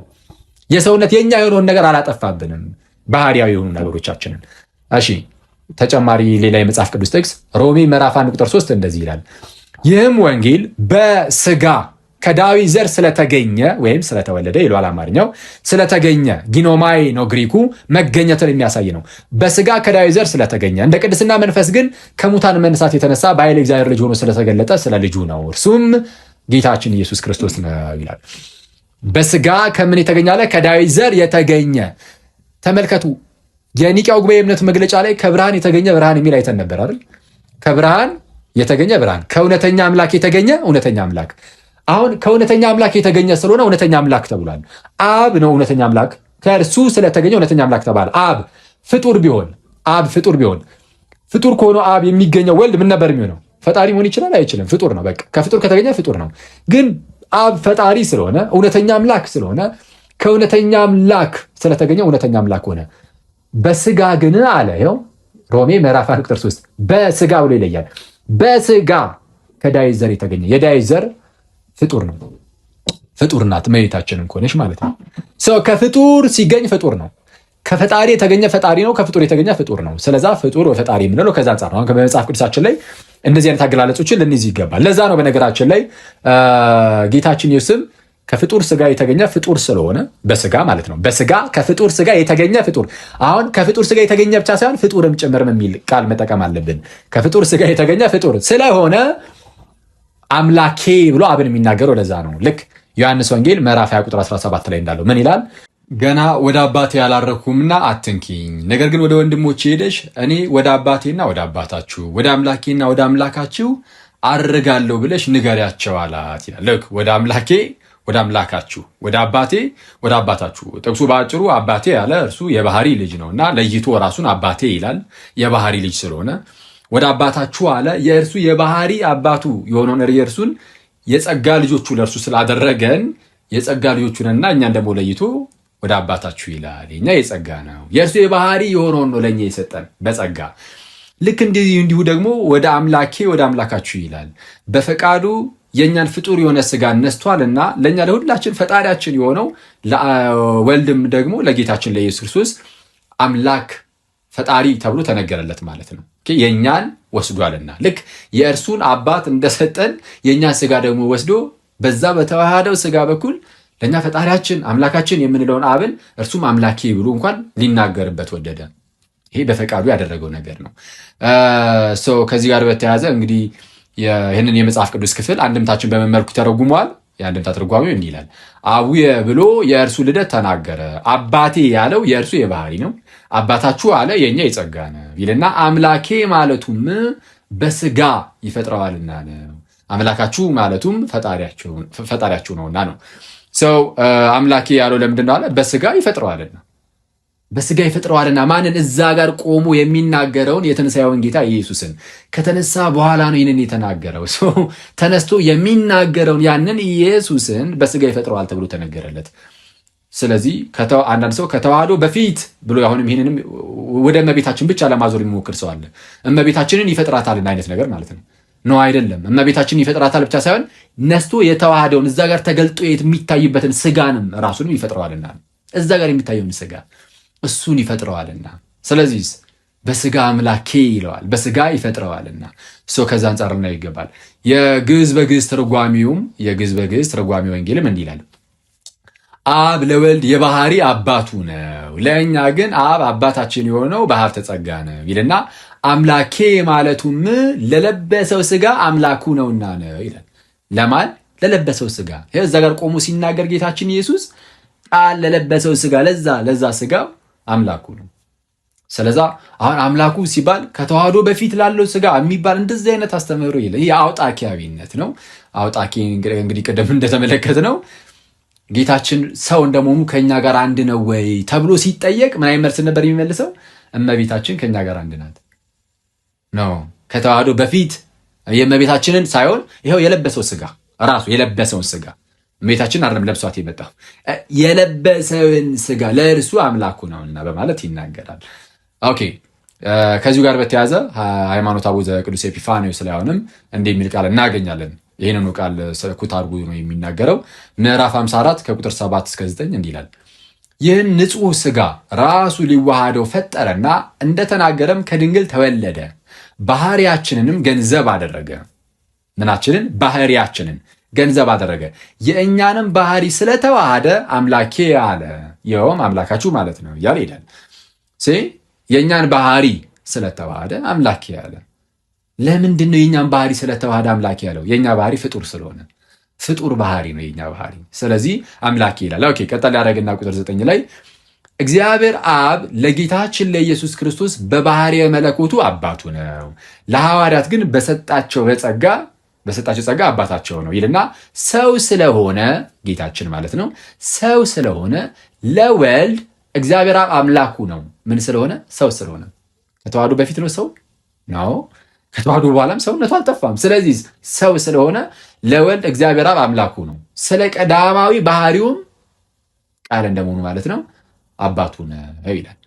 ሰው ከዚህ አንጻር ልንመለከተው ይገባል። ስለዚህ አሁን እግዚአብሔር አብ ለጌታችን ኢየሱስ አምላኩ ተብሎ ሲነገር ወይም ጌታችን ኢየሱስ አምላኬ ሲል ፍጡር ስጋን ስለተዋሃደና ፍጡርነቱን ስላላጣ ነው ስጋው። ለዛ ነው ከትንሣኤ በኋላ ራሱ አምላኬ እያለ የሚናገረው። ከተዋህዶ በፊትማ ቢሆን በቃ ቀርቷል፣ የለም ባልተናገረም ነበር። እና ከተዋህዶ በፊት የሚል እንግዳ የሆነ አገላለጾች መልካም አይመስሉኝም። ተጨማሪ ጥቅስ እንግዲህ ጌታችን በራሱ አንደበት እንዲህ ብሎ ከመሰከረ፣ አስቀድሞ ነቢዩ ከመሰከረ፣ ፈጠረኒ የሚለውን ስለ ጥበብ ከተናገረ፣ በኋላ ጌታችን ኢየሱስ አምላኬ ብሎ ከተናገረ፣ አምላኬ ብሎ በግልጽ ካስቀመጠና አባቶቻችንም የተረጎሙበትን አሳይቻችኋለሁ። ጳውሎስም ደግሞ ይወስድና በኤፌሶን መልእክቱ ምዕራፍ 1 ቁጥር 3 ላይ እንዲህ ይላል፣ በክርስቶስ በሰማያዊ ስፍራ በመንፈሳዊ በረከት ሁሉ የባረከን የጌታችን የኢየሱስ ክርስቶስ አምላክና አባት ይባረክ ይላል። የጌታችን የኢየሱስ ክርስቶስ አምላክና አባት ነው የሚለው ጌታችን። አሁን ደግሞ ሞቶ ከተነሳ ብቻ በኋላ አይደለም፣ ኢቭን ካረገና በአባቱ ቀኝ ከተቀመጠ በኋላም ቅዱስ ጳውሎስ ምን ብሎ ተናገረ? የጌታችን የኢየሱስ ክርስቶስ አምላክና አባት። ኢየሱስ አዎ ጌታ ነው። ያው ጌትነቱን ሳይክድ ግን ደግሞ ስጋን መዋሃዱን ስላልተወው ስጋውን ጥሎት ስላልሆነ ሄደው ጥሎት የሄደ ስላልሆነ የጌታችን የኢየሱስ ክርስቶስ አምላክና አባት ይባረክ ብሎ ሲናገር እናያለን። ይህንን ቅዱስ ዮሐንስ አፈወርቅ ያዝ ያደረግና እንደው ምንም አያስጨንቃቸውም። ራሱ አባቶቻችን ባይዘው ኢንካርኔት ላደረገው ለእርሱ አምላኩ ይላል። ለማን ኢንካርኔት ላደረገው? ለእርሱ። ከተዋህዶ በፊት ላለው ስጋ አላለም። ኢንካርኔት ላደረገው ለተዋህደው ለተሰገው ለእርሱ አምላኩ ብሎ ያስቀምጣል። ይህንኑ አባባል ቅዱስ ጳውሎስ አሁንም ይደግመዋል። ከታች ዝቅ ብሎ ኤፌሶን እዛው ምዕራፍ 1 ቁጥር 17 ላይም የክብር አባት የጌታችን የኢየሱስ ክርስቶስ አምላክ እርሱን በማወቅ የጥበብንና የመገለጥ መንፈስ እንዲሰጣችሁ እለምናለሁ ይላል። የጌታችን የኢየሱስ ክርስቶስ አምላክ ብሎ ይገልጻል። እዚህ ጋርም ልክ እንደዚሁ እነ ቅዱስ ጄሮም ኢንካርኔት ላደረገው ለእርሱ አምላክ ብሎ ይተረጉማሉ። ስለዛ ግልጽ ነው እና እንደዚህ የሚመስል ነገር ጴጥሮስም ይናገራል። በመጀመሪያ መልእክቱ ምዕራፍ 1 ቁጥር 3 ላይ እንዲህ ይላል፣ እንደ ምሕረቱ ብዛት ሁለተኛ የወለደን የጌታችን የኢየሱስ ክርስቶስ አምላክ እና አባት ይባረክ። በጣም ማለት አይሸማቀቁበትም ሐዋርያት አባቶቻችን፣ በኋላም የነበሩ ቅዱሳን አባቶቻችን እና አሁን እንደዚህ አይነት ነገሮች መሸማቀቅ አይጠበቅብንም ማለት ነው። ያለውን እውነታ ብቻ ለማየት መሞከር ነው። ስለዛ ምን አለ ጴጥሮስም የጌታችን የኢየሱስ ክርስቶስ አምላክና አባት ይባረክ። ተመሳሳይ ነው ከጳውሎስ ጋር፣ ተመሳሳይ ነው ከጌታው ከኢየሱስ ጋር ንግግሩ። ኢየሱስ ራሱን አምላኬ ያለው አምላኬ ያለ ሐዋርያቱም ሳያፍሩ የኢየሱስ ክርስቶስ አምላክ አሉ። አምላክና አባት ጌታችን አምላኬና አባት ያለ ሐዋርያቱም ቀበል አድርገው የኢየሱስ አምላክና አባት ይባረከ። ጳውሎስ ጴጥሮስ ዕብራውያን ላይም ልክ እንደዚሁ ምዕራፍ 1 ላይ ቁጥር 8 አካባቢ ላይ ቁጥር 9 ላይ እግዚአብሔር አምላክህ ቀባህ አይደል ያለው። እግዚአብሔር ምን አምላክህ ቀባህ። መቀባት ምናምን ከስጋ አንጻር የሚነገር አይደል? አምላክ እግዚአብሔር አምላክ ተብሎ ሲነገርም ከስጋ አንጻር የሚነገር ነው እና መነጣጠል አይኖር እንጂ ይህ አነጋገር በግልጽ አለ። ራእይ ላይም አምላኬ እያለ ራሱ ኢየሱስም ሲናገር እናያለን። ዮሐንስ ራእይ ላይም እና እንደዚህ አይነት ጥቅሶች በጣም በርካታ ናቸው። በመጽሐፍ ቅዱሳችን ላይ ይህ ነገር በጣም ግልጽ ነው፣ በጣም ግልጽ ነው። አምላኬ የሚሉ አገላለጾች ለምን የመጡ ናቸው እንዳትረሱ። ስጋው ፍጡር ስለሆነ በስጋው ፍጡር ስለሆነ ነው። በስጋው ፍጡር ስለሆነ ነው። ኦኬ ወደ አባቶች ደግሞ እንለፍ። ሃይማኖተ አበው ላይ እስቲ ሃይማኖተ አበው ዘቴዎዶሲዎስ ምዕራፍ 82 ከቁጥር 17 እስከ ቁጥር 18 እንዲህ ይላል። ከእኛ ባህሪ ስጋ ነሳ፣ ከኃጢአት ብቻ በቀር ከእኛ ጋር አንድ ሆነ። ከምን ብቻ በቀር? በቃ ከኃጢአት ብቻ በቀር ከእኛ ጋር አንድ ሆነ። ለምሳሌ እኔ ፍጡር ነኝ። እዚህ ጋር የምትሰሙ ሰዎች ሁላችሁም ፍጡር ናችሁ። ሁላችንም ይሄ አንድ ያደርገናል ፍጡር መሆናችን። ጌታችን ከእኛ ጋር አንድ ሆነ ከተባለ ከፍጡራን እንደ አንዱ ሆነ እንደማለት ነው። ከፍጡራን እንደ አንዱ ሆነ። ይሄ ሰው እንደመሆኑ ከእኛ ጋር አንድ መሆኑን ያሳያል። ከፍጡራን እንደ አንዱ መሆኑ። ከኃጢአት በቀር በነገር ሁሉ ከእኛ ጋር አንዱ ሆነ ይልና ዝቅ ይልና ቁጥር 18 ላይ እንደዚህ ይላል። እዛው ቀጠል አድርጎ ማለት ነው። መለኮት ስጋን ወደ መሆን አልተለወጠም። መለኮት ስጋን ወደ መሆን አልተለወጠም። መለኮት ስጋን አልለወጠውም። ስጋም መለኮትን ወደ መሆን አልተለወጠም። ባህሪያት እያንዳንዳቸው ያለመለወጥ በገንዘባቸው ጸንተው ይኖራሉ እንጂ ባህሪያቱ ያለመለወጥ በገንዘባቸው ጸንተው ይኖራሉ። ስጋ መለኮትን ወደ መሆን ሳይለወጥ፣ መለኮትም ስጋ ወደ መሆን ሳይለወጥ በገንዘባቸው ጸንተው ይኖራሉ። ስጋ ፍጡርነቱን ሳይለቅ፣ መለኮትም ፈጣሪነቱን ሳይለቅ ወይም ኢ ፍጡርነቱን አለመፈጠርነትን ሳይለቅ በገንዘባቸው ጸንተው ይኖራሉ። አለቅ። አንዱን አጥፍቼ አንዱን ሊያዝ ካልክ ግን አውጣኪያዊ ነው የምትሆነው። ኦኬ ተጨማሪ ሃይማኖተ አበው ዘቅዱስ ጎርጎርዮስ የኖሲሱ ማለት ነው ምዕራፍ 36 ቁጥር 24 ላይ እንዲላል 24 ቁጥር 24 ሁለት ግብራት ለእርሱ አንድ እንደሆኑ አየህን? ሰው የሆነ አምላክ እርሱ ነው። አንድ ነው፣ ሁለት አይደለም። ፈጣሪ መለኮቱን ፈጣሪ መለኮቱን ፍጡር ወደ መሆን አልለወጠውም ይልና ፍጡር ስጋውንም ፈጣሪ ወደ መሆን አልለወጠውም። ሰው ፈጣሪ መለኮቱን ፍጡር ወደ መሆን አልለወጠውም ሲል ፈጣሪ መለኮት ፈጣሪ እንደሆነ ቀጥሏል። አለቅ። ፈጣሪ እንደሆነ ቀጥሏል። ወደ ፍጡርነት አልለወጠውም። ይህ ብቻ ግን አይደለም፣ ፍጡር ስጋውንም ፈጣሪ ወደ መሆን አልለወጠውም። ስለዛ ፍጡር ስጋ ፍጡር እንደሆነ ቀጥሏል። ወደ ፈጣሪነት አልተለወጠም። ስላልተለወጠ በፍጡርነቱ ጸንቶ ይኖራል። ኦኬ በፍጡርነቱ ጸንቶ እየኖረ ግን የፈጣሪ ገንዘብ ደግሞ ገንዘቡ ያደርጋል ሲል ከዛ አንጻር የሚታይ ነው። ስለዛ ፍጡርነት ይኸው ቀጥሏል።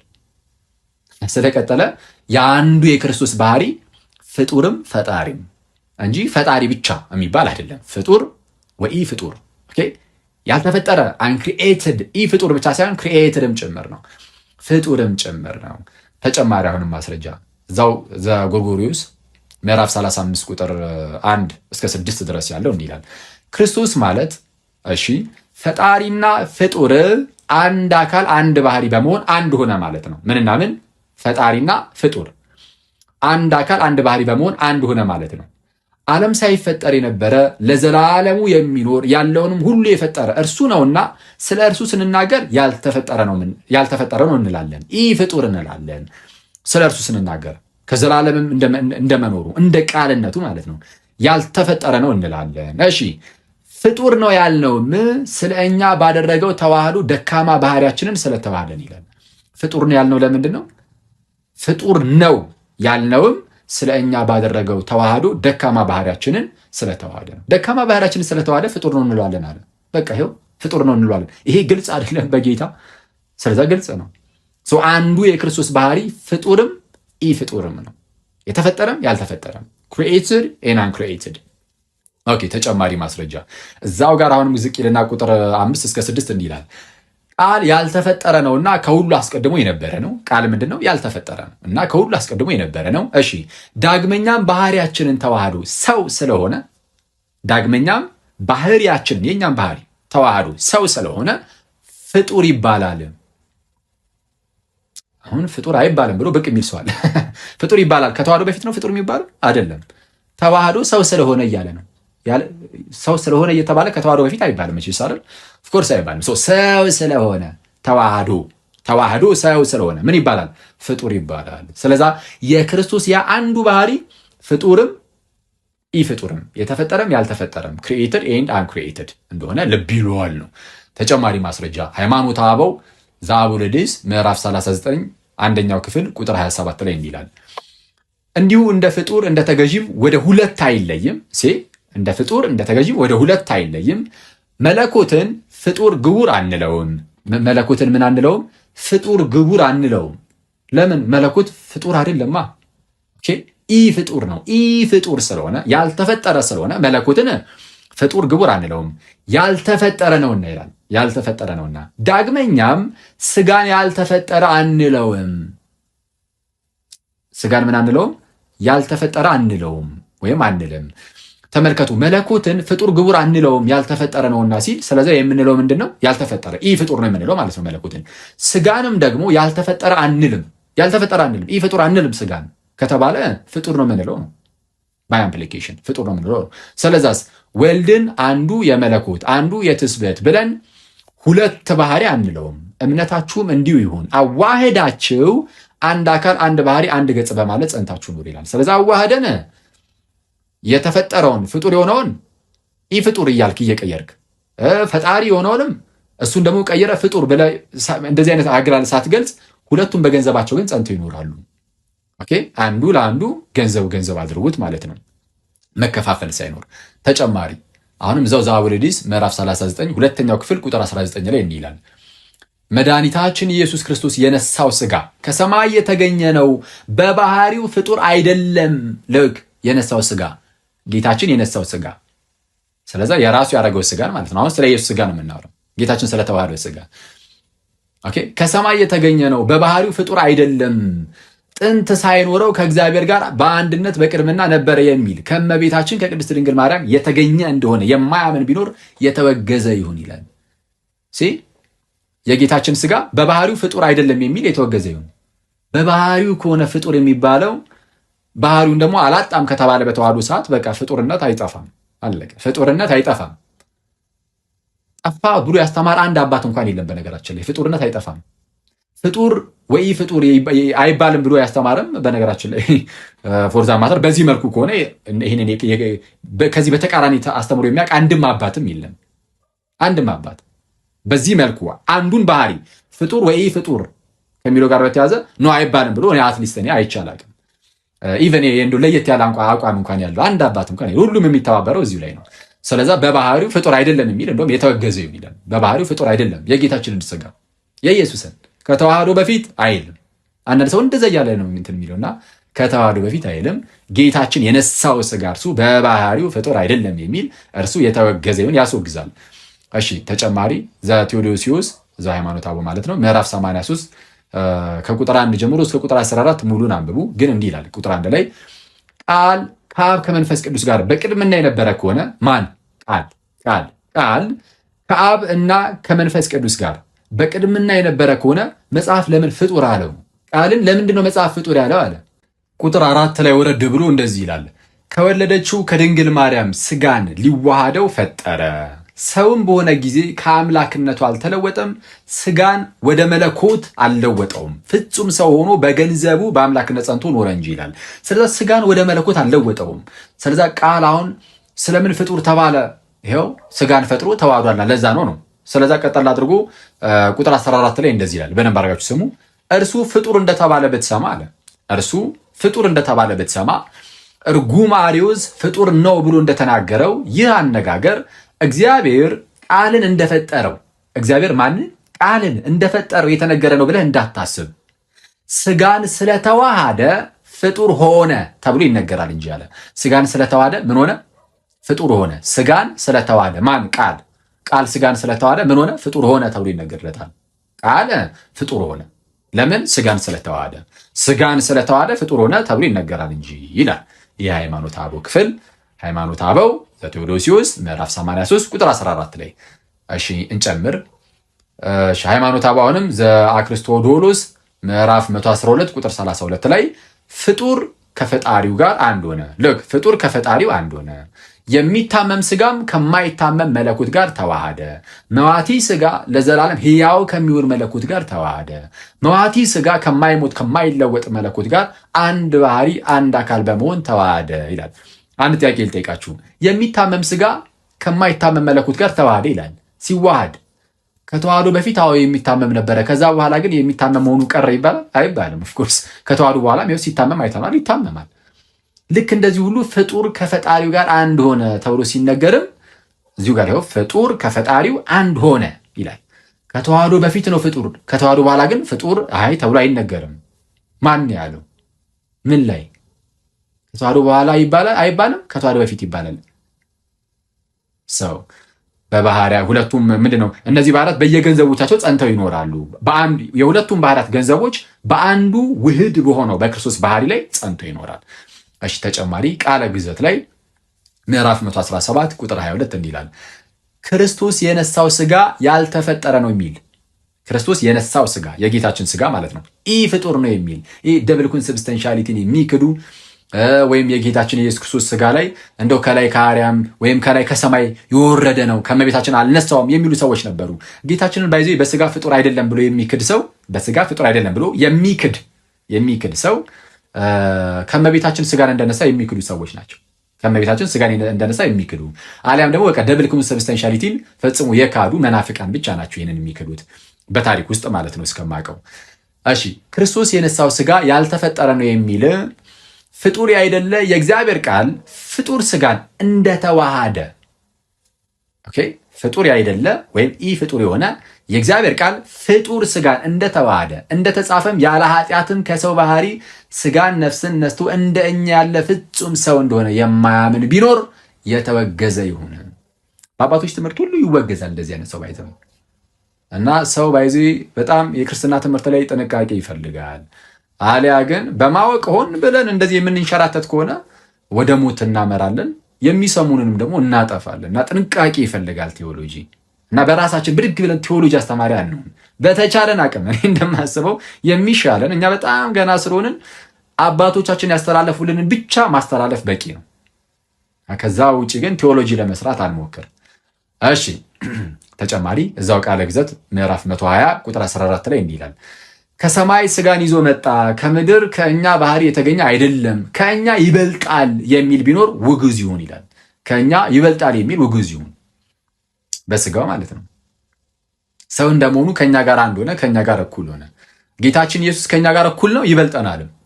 ሰው እንደመሆኑ ከእኛ ጋር እኩል ነው ተብሎ ቢነገርለት እርሱ አምላክም ነውና ደግሞ ፍጥረታትን ሁሉ ፈጥሮ የሚገዛ ነው፣ የሁሉ የበላይ ነው፣ ገዢ ነው፣ አምልኮን የሚቀበል ነው፣ የሚመለክ ጌታ ነው። ልክ እንደዛ ማለት ነው።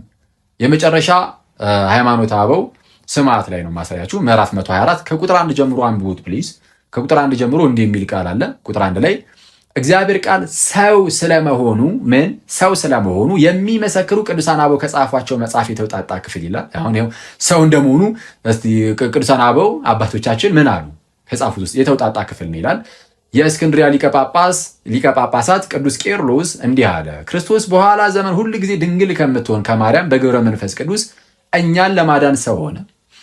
እኛን የሚመስል የምታውቅ የምትናገር ነፍስ ያለችውን ስጋን ከእርሷ አነሳ፣ ከመቤታችን ማለት ነው። እግዚአብሔር ቃል በድንግል ማኅፀን ሳይዋሃደው አስቀድሞ ስጋ አልተቀረጸም። እግዚአብሔር ቃል በድንግል ማኅፀን ሳይዋሃደው አስቀድሞ ምን አልተቀረጸም? ስጋ አልተቀረጸም አስቀድሞ። እንዲህ ከሆነ እንዴት ቃል ስጋ ሆነስ ይባላል ይላል። ስለዚህ አሁን የክርስቶስ ስጋ ብለን ከተናገርን ወይም ሩቅ ብእሲ ያልሆነ ማለት ነው፣ ቅርብ የሆነ ከመለኮት ጋር ስለተዋሃደ ስጋ የክርስቶስ ስጋ ካልን ክርስቶስ የተዋሃደውን ስጋ ማለታችን ነው። እሱ ስጋ አስቀድሞ አልተቀረጸም፣ በቃ የለም። ክርስቶስ የተዋህዶ ስጋ መለኮት የሚገባው ነው። ማን ነው? ይቅርታ አምልኮ የሚገባው ነው። አሁን እመቤታችን የሚል ሰው አለ። እመቤታችን ለምሳሌ አምልኮ ይገባታል? ትመለካለች? አትመለክም። የክርስቶስ ስጋ ግን ይመለካል። አየህ። ስለዚህ የክርስቶስ ስትል ከተዋህዶ በፊት የክርስቶስ ተብሎ የለም። የክርስቶስ ስጋ ግን አምልኮ የሚገባው ከራሱ ጋር አንድ ያደረገው የራሱ የሆነ ስጋ ነው። ስለዚህ አስቀድሞ አልተቀረጸም። ይህንን ነገር ያዝ አድርጉና ቁጥር 12 ላይ እንዲህ ይላል።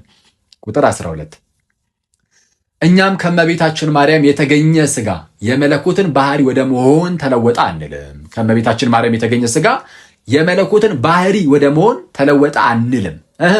የተፈጠረ ስጋ ያልተፈጠረ የመለኮትን ባህሪ ወደ መሆን ሊለወጥ አይችልምና የተፈጠረ ስጋ በቃ ያልተፈጠረ ወደሆነ የመለኮት ባህሪ መለወጥ አይችልም። ስለዚህ የተፈጠረ ስጋ አይለወጥም። በቃ የተፈጠረ መሆኑ ይቀጥላል። ስለዚህ ቁጥር 13 ላይ ምን ይላል? ስጋን ሳይዋሃድ በባህሪ የመለኮቱ አልታመመም። ፍጡር መዋቲ ከሆነ ስጋ ጋር አንድ አካል ነው እንጂ። ኦኬ፣ የታመመው በምን ምክንያት ነው? ፍጡር መዋቲ ከሆነ ስጋ ጋር አንድ አካል በመሆኑ ነው። ስለዚህ ቁጥር 18 ላይ ካልተዋሃደማ ይላል። ልክ ምን ካላለ? ካልተዋሃደማ ቃል ከስጋ ጋር ማለት ነው። ካልተዋሃደማ ተገዢ ከገዢ ጋር፣ የሰው ባህሪ ከመለኮት፣ የሚሰዋው ከሰዋዩ ጋር ወይም ፈጣሪ ከፍጡር ጋር ምን አንድነት ነበረው ይላል። ምን አንድነት ነበረው? ፈጣሪ ከፍጡር ጋር ምን አንድነት ነበረው? እኛስ ይህን አንድ ወልድን አለ። አንዱን ወልድን አንድ የተባለው እንግዲህ ከተዋህዶ በኋላ ነው። ኦፍኮርስ ከተዋህዶ በፊት አንድ አይባልም። አንድ የተባለው ከተዋህዶ በኋላ ነው። እኛስ ይህን አንድ ወልድን አምላክ ሰው፣ ገዥ ተገዥ፣ ሰዋኢ ተሰዋኢ፣ ፍጡር ፈጣሪ ሆነው እናገኘዋለን። አንዱን ወልድን ምን ሆኖ እናገኘዋለን? አምላክ ሰው፣ ገዥ ተገዥ፣ ሰዋኢ ተሰዋኢ፣ ፍጡር ፈጣሪ ሆኖ እናገኘዋለን። አንዱ ጌታ እሱ ኢየሱስ ፍጡር ፈጣሪ፣ አምላክ ሰው፣ ገዥ ተገዥ፣ ሰዋኢ ተሰዋኢ ሆኖ እናገኘዋለን። ይሄ አባቶቻችን እምነት ነው። እኛም የምናስቀጥለው ይህንን ነው። ቀጣይ አሁንም ቁጥር 19 ላይ እንዲህ ይላል፣ እርሱ ሰው ነው፣ እርሱ አምላክ ነው። እርሱ ሰው ነው፣ እርሱ አምላክ ነው። አምላክ እግዚአብሔር ስለሆነ ፈጣሪ እንላለን። ልክ አምላክ አሁን መምሮ የጀመረው እርሱ አምላክ ነው፣ እርሱ ራሱ ደግሞ ሰው ነው። አምላክም ነው ሰውም ነው። አምላክ እግዚአብሔር እንደመሆኑ ፈጣሪ እንለዋለን። ወዲህም ከድንግል በስጋ ስለተወለደ ሚኒንግ ሰው ስለሆነ ማለት ነው። ከድንግል በስጋ ስለተወለደ ፍጡር እንለዋለን። ስለተወለደ አይ ፍጡር የምንለውማ ከመወለዱ ከመጸነሱ ምናምን ከተዋህዶ በፊት ነው የሚሉ ሰዎች አሉ። አይደለም፣ እንደዛ አይልም። ማጣመም አይጠበቅብንም ማለት ነው። ቀጥታ ብቻ ቃሉን መቀበል ነው። ኦኬ ሰው ምንድን ነው? ወዲህም ከድንግል በስጋ ስለተወለደ ምን እንለዋለን? ፍጡር እንለዋለን። በስጋ ከዳዊት ዘር የተገኘ ስለሆነ አየህ፣ ከመቤታችን የተገኘ ስለሆነ በስጋ ከፍጡር ተገኘ። ቃል እንደመሆኑ ከፈጣሪ የተገኘ ፈጣሪ ነው። ከእውነተኛ አምላክ የተገኘ እውነተኛ አምላክ ነው። በስጋ ከዳዊት ዘር የተገኘ በስጋ ከፍጡር ተገኘ። ከፍጡር የተገኘ ፍጡር ነው። ስለዚህ በስጋ ፍጡር ነው። እሺ ዝቅ እንላለን። ቁጥር 27 ላይ ቀድማ ተሰጥታ የነበረች ልጅነትን ለማምጣት ስጋን ፈጥሮ ተዋሃደ እንላለን። ዳግመኛም አዳምን ጸንታበት ከነበረችው ፍዳ ያድነው ዘንድ የእግዚአብሔር ቃል ፍጡር ስጋን ሆነ። ቃል ምን ሆነ? ቃል ምን ሆነ? ፍጡር ስጋን ሆነ። ቃል ፍጡር ስጋን ሆነ፣ ይኸውም ሰውን የፈጠረ ነው አለ ይላል። ቃል ምን ሆነ ይላል? ፍጡር ስጋ ሆነ። ቃል ፍጡር ስጋ ሆነ። ቁጥር 29 ላይ ዝቅ ብሎ አሁንም ተቀዳሚ ተከታይ ስለሌለው በተዋህዶ አንድ ስለሆነ ተቀዳሚ ተከታይ ስለሌለው በተዋህዶ አንድ ስለሆነ ቃል እርሱ ልክ በተዋህዶ ስንት ስለሆነ? አንድ ስለሆነ ቃል እርሱ በስጋ ፍጡር መዋቲ ነው። ቃል በስጋ ምንድን ነው? በስጋ ፍጡር መዋቲ ነው። ቃል በቃል ነው ባይዚ የተቀመጠው። እንዴት እንደሚያከራከር ባይገባኝም ቃል በስጋ ፍጡር መዋቲ ነው። ሃይማኖተ አበው ምዕራፍ 124 ቁጥር 29 ላይ በተዋህዶ አንድ ስለሆነ ቃል እርሱ በስጋ ፍጡር መዋቲ ነው። በመለኮት ግን ፍጡር መዋቲ አይደለም እንላለን። በመለኮት ፍጡር መዋቲ አይደለም፣ ሚኒንግ ኢ ፍጡር ነው። በስጋ ግን ፍጡር መዋቲ ነው እንላለን። እሺ መፈጠርና ሞት ለስጋ ነው፣ መለኮት ግን ከመፈጠርና ከመሞት የራቀ ነው። ነገር ግን ስጋን ስለተዋሃደ አሁን ነገር ግን ስጋን ስለተዋሃደ ፍጡር መዋቲ ነው እንላለን። በቃ ስለተዋሃደ በመዋሃዱ ምክንያት ከተዋሃዱ በፊት አይደለም፣ በመዋሃዱ ምክንያት ስለተዋሃደ ምን እንለዋለን? ስጋን ስለተዋሃደ። ማን ነው የስጋን የተዋሃደው? ቃል። ስጋን ስለተዋሃደ ፍጡር መዋቲ እንለዋለን። እንዴ ቃል አልሞተም እንዴ? በስጋ አይደለም ምንለው? ቃል ሞተዋል በስጋ። ስለዚህ ቃል በስጋ ፍጡር መዋቲ እንለዋለን ተብሎ ሲነገርለት እናያለን። ይሄ ኤክስቼንጅ ኦፍ ፕሮፐርቲስ እንዳለማ መታመን አለበት ተዋህዶ ላይ ኮሚኒኬሽን ኦፍ ኢዲየምስ። እሺ በባህሪ መለኮት ግን ያልተፈጠረ የማይሞት ነው ብለን እንናገራለን ይላል። ዝቅ ብሎ ቁጥር 37 ላይ የመጨረሻው እንግዲህ ከሃይማኖት አበው ክርስቶስ ሰው እንደሆነ በእውነት ካመናችሁ ይላል። ክርስቶስ ሰው እንደሆነ በእውነት ካመናችሁ፣ አሁን ዝም ብሎ እናምናለን ብቻ ሳይሆን በእውነትም ግን ካመናችሁ፣ ሰው እንደሆነ በእውነት ካመናችሁ ከኃጢአት ብቻ በቀር ለሰው የሚገባውን ልንናገር እንደምን አይገባንም? ከኃጢአት ብቻ በቀር ኢንጀነራል ለሰው የሚነገረው ነገር በቃ ለሱ ልንናገር እንዴት አይገባንም? የምርም የምታምኑ ከሆነ ሰው እንደሆነ ኦኬ፣ ምን ብሎ ነው ራሱ የሚጀምረው? ክርስቶስ ሰው እንደሆነ በእውነት ካመናችሁ፣ በእውነት የምርም ካመናችሁ ከኃጢአት ብቻ በቀር ለሰው የሚገባውን ልንናገር እንደምን አይገባንም? አይ አልናገርም ካልክ በቃ ዝም ብዬ እንደው ሰው እንደሆነ አምናለሁ ትላለህ እንጂ አታምንም፣ አላመንክም። አንደበት ላይ ብቻ ነው ያለው፣ ልብ ላይ የክርስቶስ ሰውነት ጠፍቷል ማለት ነው። አየህ፣ ከኃጢአት ብቻ በቀር መጽሐፍ ቅዱሳችንም እሱን ነው የሚያስተምረን። ከኃጢአት ብቻ በቀር በነገር ሁሉ እኛን መሰለ፣ ወንድሞቹን ሊመስል የተገባ ሆነ ተብሎ ነው የተነገረው። ዕብራውያን ምዕራፍ 2 ምዕራፍ 4 ቅድም እንዳነሳ ነው። እሺ ዳግመኛም እኔ ቀድሞ ሰው አልነበርኩም አለ ልንል ይገባናል። ይህ የሚገባው ግን ለባህሪ መለኮት ብቻ ነው። ዳግመኛም በእውነት ለተፈጠረ ስጋ ደግሞ ልንጠብቅ ይገባናል። ሰው ፍጡር ነውና፣ ስለዚህ ሰው ስለሆነ እግዚአብሔር ፈጠረኝ ይላል። እግዚአብሔር ፈጠረኝ ይላል። አየህ፣ ለሰው የተገባ ነው። ለሰው የተገባውን ሁሉ እንዴት አንናገርም? ከኃጢአት ብቻ በቀር። በእውነትም ግን ምንድነው? ክርስቶስ ሰው እንደሆነ ካመናችሁ ነው። ክርስቶስ ሰው እንደሆነ ካመናችሁ ብቻ ለሰው የሚገባውን ሁሉ ትናገርለታለህ። ካላመንክ አትናገርም። ይህን ያህል ከሃይማኖት አበው ካልን ከእንግሊዝኛ መጽሐፍት የተወሰነ ነገር ብቻ አልስጣችሁ። ኢግናቲየስ ኦፍ አንቲዮክ ሐዋርያዊ አበው ከሆኑት ውስጥ ማለት ነው። ቀጥታ ከሐዋርያ ቀጥሎ የተነሱ አባቶች ውስጥ አግናጢዮስ ለኤፌሶን ሰዎች በላከው መልእክቱ 7ኛው ቻፕተር ላይ እንዲህ ይላል። there is one physician who is possessed both of flesh and spirit, both made and not made. God existing in flesh through life and death, both of Mary and of God, first possible and then impossible, even Jesus Christ our Lord ይላል። ጌታችን ኢየሱስ ክርስቶስ ለእርሱ ሲናገር ምን አለ? both made and not made፣ የተፈጠረም ያልተፈጠረም፣ ፍጡር ወይ ፍጡር እንደማለት ነው። ሁለቱንም ነው። ማን? የአንዱ ፊዚሽያን there is one physician ነው ራሱ ላይ የተነሳው። የአንዱ ፊዚሽያን፣ የአንዱ አካሚ፣ እርሱ ፍጡር ወይ ፍጡር፣ ከማርያምም ከአብም የሆነ ነው። ከአብ ብቻ የሆነ ማስመሰል ነው፣ እንደዛ አንችልም። ከአብ ብቻ ቢሆን አብ እውነተኛ አምላክ ብቻ ስለሆነ ፍጡር ስላልሆነ ፈጣሪ ብቻ ስለሆነ ከእውነተኛ አምላክ የተገኘ እውነተኛ አምላክ ብቻ ይሆናል፣ ሰው አይባልም። ግን አሁን ሰው ከሆነች ፍጡር ከሆነች ከመቤታችንም ደግሞ ስለተገኘ ሰው ፍጡር የሚሉ ቃላቶችም የተገባው ሆነ። ቀላል አይደለም ይሄ በጌታ ኦኬ። ጎርጎርዮስ ዘንዚናዙም እንደዚህ ይላል። እንግዲህ አሁን ከሐዋርያው አበው ቅዱስ አግናጢዮስን ጠቀስኩላችሁ። ከሊቃውንት ደግሞ ጎርጎርዮስ ዘንዚናዙ 4ኛው ቴዎሎጂካል ኦሬሽን 2ኛው ሴክሽን ላይ እንዲህ ይላል። What argument that will disprove that wisdom is called a creature?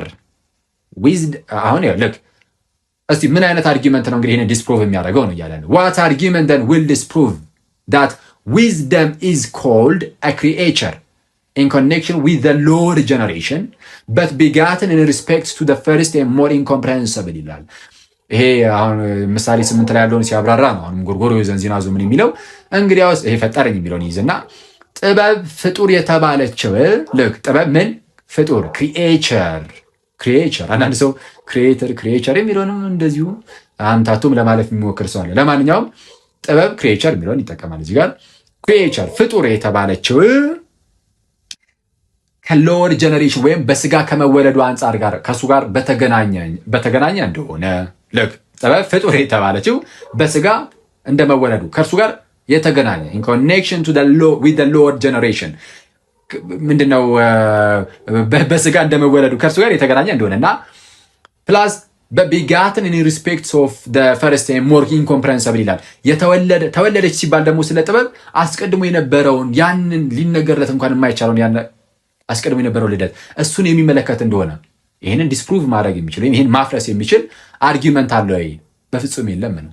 ኦኬ፣ በፍጹም አይኖርም። በቃ ቁም ነገሩ ምንድነው? ጥበብ ፍጡር የተባለችው ኢን ኮኔክሽን ዊዝ ዘ ሎወር ጀነሬሽን ነው።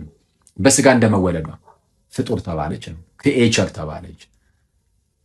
የተወለደች ቤጋትን የተባለችው ግን ልጅ ወልድ የተባለችው ግን ከምን ጋር የተገናኘ ነው? ከቅድመ ልደቱ ጋር።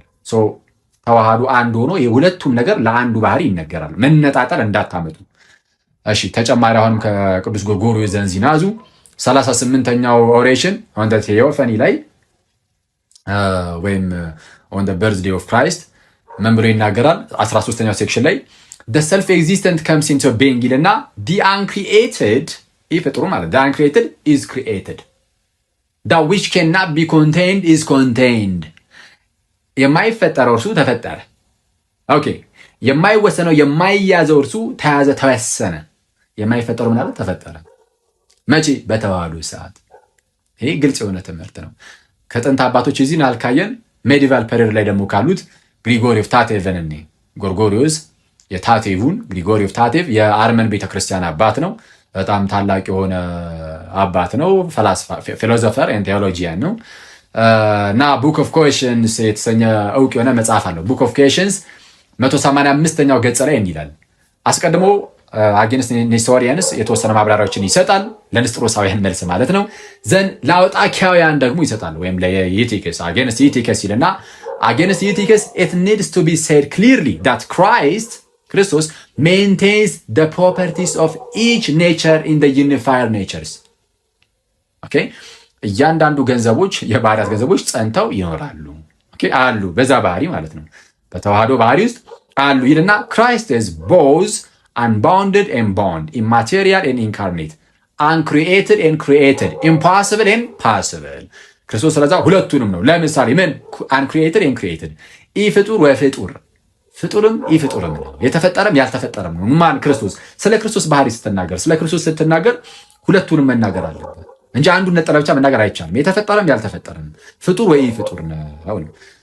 እሺ፣ ከሜዲቫል ፔሪድ አሁንም ወደኛ ሀገር መለስ ስለበልና ከአባ ጊዮርጊስ ዘጋስጫ መጽሐፈ ምስጢር ምዕራፍ 3 የኖላዊ ምንባብ ላይ ከቁጥር 37 እስከ ቁጥር 45 ድረስ ያለውን አብሩት። ከቁጥር 37 እስከ ቁጥር 45 ስጋው ፍጡር ባይሆን እንዲህ ባላደረገ፣ መለኮቱ ፈጣሪ ባይሆን እንዲህ ባላደረገ እያለ የዘረዘረበት ነው። በጣም በርካታ ነገሮችን የሚያነሳው እኔ ከዛ ውስጥ የተመረጡ እንደ 3 ብኖችን ብቻ ላንሳ። 3 ብቻ። እንዲህ ይላል፣ ስጋው ፍጡር ባይሆን ከሳምራዊቷ ሴት ውሃ ባልጠየቀ፣ መለኮቱን ፈጣሪ ባይሆን የገሊላ ክፍል በምትሆን በቃና ውሃውን ወይን ባላደረገ። ስጋው ምን ባይሆን? ፍጡር ባይሆን ምን ባላደረገ? ከሳምራዊቷ ሴት ውሃ ባልጠየቀ። ውሃ የጠየቀው ከተዋህዶ በፊት ነው አይደለም፣ በተዋህዶ ሰዓት ነው። በቃ ስጋ ያኔ ፍጡር ነው።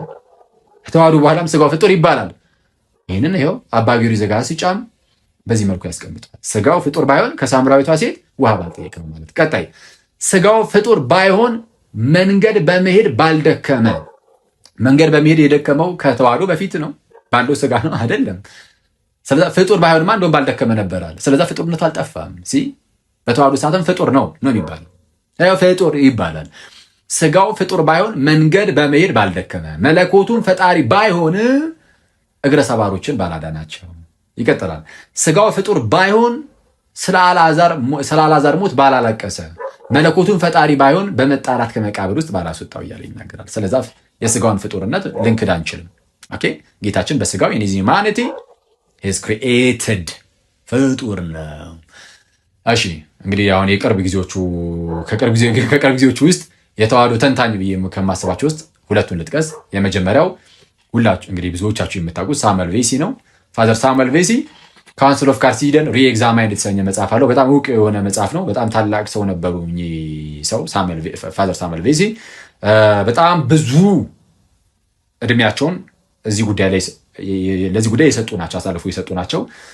በቋንቋው ጥንታውያን ቋንቋዎችን ግሪክን ጨምሮ ሌሎችም ጥንታውያን ቋንቋዎችን በደንብ የሚያውቁ ናቸው እና እዚህ ጉዳይ ላይ በጣም ብዙ ስራዎችን የሰሩ ናቸው እና ብዙ እድሜያቸውን እንዳልኳቸው ፈጅተውበታል እና ካውንስል ኦፍ ካልሲደን ሪኤግዛማይንድ በተሰኘ መጽሐፋቸው ላይ ከሳይሮስ አንጾኪያም እያጣቀሱ ይናገራሉ። ሲናገሩ ለምሳሌ በገጽ 252 ላይ እንዲህ ይላል፣ the manhood which God the Son assumed as his own in the incarnation is created manhood. ጌታችን ኢየሱስ በኢንካርኔት በተዋህዶ ሰዓት የነሳው ያ ስጋ ምንድነው? ክሪኤትድ ማንሁድ ነው፣ የተፈጠረ ወይም ፍጡር የሆነ ሰውነት ነው ይልና and it will remain so unto all eternity እስከ ዘላለምም እንዲሁ ፍጡር እንደሆነም ደግሞ ይቀጥላል። ለምን? it never becomes absorbed in the divine nature በመለኮት ባህሪ ውስጥ absorbed አልሆነምና ፈጽሞ አልተዋጠምና ፈጽሞ በመለኮት ባህሪ አልተዋጠምና። ስለዚህ ፍጡር የሆነ ክሪኤትድ ማንሁድን አስዩም አደረገ ነሳ፣ እንደዛውም እንደሆነ ለዘላለም ይቀጥላል። ለምን አለ? በመለኮት ባህሪ አልተዋጠምና። አሁን ላይ ኖ ፍጡር አልለውም ካልክ በቃ በመለኮት ባህሪ የተዋጠ ነው እያልክ ነው፣ ተውጧል ማለት ነው ለማለት ነው። ይሄ ምን ይባላል? ሪሊቲኪያኒዝም። ኦኬ ሪሊቲኪያኒዝም ነው። 230 ላይም ገጽ 230 ላይም እዚሁ ካውንስል ኦፍ ካልሲደን ሪኤግዛማይንድ በተሰኘ መጽሐፉ ላይ ምንድነው ጥያቄ ተነስቶ ነበር። እንግዲህ ሳዊሮስ አንጾኪያ በነበረበት ሰዓት አሁንም ሳዊሮስ አንጾኪያን ይጠቅስና ከፕሮፐርቲዎቹ ከገንዘቦቹ አንጻር አሁን የቃል ገንዘብ አለ፣ የስጋ ገንዘብ አለ፣ እንዴት ነው የሚነገረው የሚለውን ያብራራል። ሲያብራራ እንዲህ ይላል። ለምሳሌ the natures which are united in the one Christ are different በክርስቶስ ውስጥ የተዋሃዱት ባህሪያት የተለያዩ ናቸው። for one is uncreated and the other is created አንዱ ፍጡር ሲሆን ያልተፈጠረ ሲሆን አንዱ ደግሞ የተፈጠረ ነው ፍጡር ነው። የተለያዩ ናቸው ግን እነዚህ ሁለቱም ልዩነታቸው እንዳለ ሆኖ ግን ይላል ተዋህደው አንድ ባህሪ ሆኖ በዛ በአንዱ ባህሪ ላይ የሁለቱም ባህሪያት ገንዘቦች ምንም የተለያዩ ቢሆኑም ግን ጸንተው ይኖራሉ፣ አንዳቸውም አይጠፉም እያለ ያስቀምጣል፣ ይዘረዝራል። ተጨማሪ ሌላ ከአንድ የተዋህዶ ተንታኝ ፋዘር ሽኖዳ ማር ይስሐቅ እኚህ ሰው አሁን በህይወት አሉ። እኚህ ደግሞ አይ ቲንክ አሉ ይመስለኛል እንግዲህ እስከማውቀው። እኚህ ደግሞ አሁን ፋዘር ሳሙኤል ቪሲ በጣም ትልቅ ስራን ሰርተዋል ብያቸዋለሁ። የእሳቸው ትንሽ ቀደም ያለ ጊዜ ላይ የነበሩት። አሁን ከእሳቸው ወደዚህም ደግሞ ብዙ ፋይንዲንጎች አሉ ምናምን እና ብዙ በጣም ሪሰርች በሚመስል ደረጃ ትልቅ መጽሐፍን ያስተዋወቁ አባት ናቸው። እኚህ ደግሞ ፋዘር ሽኖዳ ምን የሚል ክሪስቶሎጂ ኤንድ ዘ ካውንስል ኦፍ ካልሲደን ክሪስቶሎጂ ኤንድ ዘ ካውንስል ኦፍ ካልሲደን መጽሐፋቸው ፔጅ 183 ላይ አንድ ያስቀመጡት ነገር አለ። ይህም ምንድነው? ክፍሉ ደብል ኮንሰብስታንሻሊቲን የሚያትት ነው እና ደብል ኮንሰብስታንሻሊቲን ይዘው ሲናገሩ ደብል ኮንሰብስታንሻሊቲ ቅድም ያልኳችሁ ነው። እንግዲህ ጌታችን አምላክ እንደመሆኑ ከአብ ጋር አንድ ሲሆን ሰው እንደመሆኑ ግን ከኛ ጋር አንድ ነው። በቃ በባህሪ አንድ ነው። በባህሪኛ ፍጡር ከሆንን ጌታችንም ፍጡር ነው፣ አለቀ፣ በስጋ ማለት ነው። እና ይህንን ግን የሚክዱ ሰዎች ተነስተው ነበረ። ደብል ኮንሰብስታንሻሊቲ መቼ? እነ ዲዮስቆሮስ ከዲዮስቆሮስ ቀጥሎ የተነሳው አባት አለ። የዲዮስቆሮስ ሰክሰሰር ማን ነው? ጢሞቴዎስ ሁለተኛ ነው። ጢሞቴዎስ ሁለተኛ በተነሳበት ሰዓት ላይ ይህን የሚክዱ ሰዎች ተነስተው ነበር። ዩቲኪያኒዝም ኢቮልቭ አድርጎ ነበር እንዳልኳችሁ እና ያኔ የሚክዱ ሰዎች ተነስተው ነበር። ደብል ኮንሰብስታንሻሊቲን በግልጽ በደንብ የሚክዱ ክርስቶስ በስጋው ከኛ ጋር አንድ አይደለም፣ እንደውም በስጋው ፍጡር አይደለም የሚሉ ይልቁንም ፍጡር ነው የሚሉ ያልተፈጠረ ነው የሚሉ ሰዎች ተነስተው ነበር። አየህ፣ በስጋው ፍጡር አይደለም የሚል ሰው በቃ ሁሌም ቢሆን ምንጩ ኬት ነው? ወይ ከመቤታችን ስጋን አልነሳም የሚል ነው፣ አሊያም ደግሞ ደብል ኮንሰብስታንሻሊቲን የሚክረው በታሪክ ውስጥ እንጂ እኔ ተዋህዶን አምኖ በስጋ ፍጡር አይደለም ያለ አባት አይተንም አናውቅም፣ የለም። እሺ፣ ለማንኛውም እንዲህ ይላል እንግዲህ እኔ እስካየሁት ነው። እሺ፣ አይቼ አላውቅም። እሺ፣ ሰው ምንድነው ጢሞቴዎስ ሁለተኛ አሁን ለእንደነዚህ አይነት ሰዎች ይጽፋል። ኦኬ፣ ሲጽፍ ኢቨን ግዘት ላይ ሆኖ ራሱ ኦኬ ተሰዶ ራሱ ይጽፋል። ወደ አሌክዛንድሪያ ቤተክርስቲያን ያወግዛል። ቀጥታ በጣም የአደገኛ ትምህርት ስለሆነ ምን ይላል?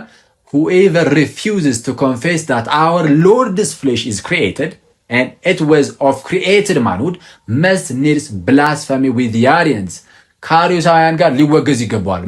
ማን አሉ ሊወገዝ የሚገባው? የጌታችን ኢየሱስ ስጋ። አሁን የጌታችን ኢየሱስ ስጋ ስንል ማርያምን እያልን አይደለም። በቃ የራሱ ያደረገውን ስጋ ነው። አምልኮ የሚቀርብለትን ስጋ እርሱ ኦኬ አምልኮ የሚቀርብለት ኢነሴንስ ቃል አምልኮን ይቀበላል።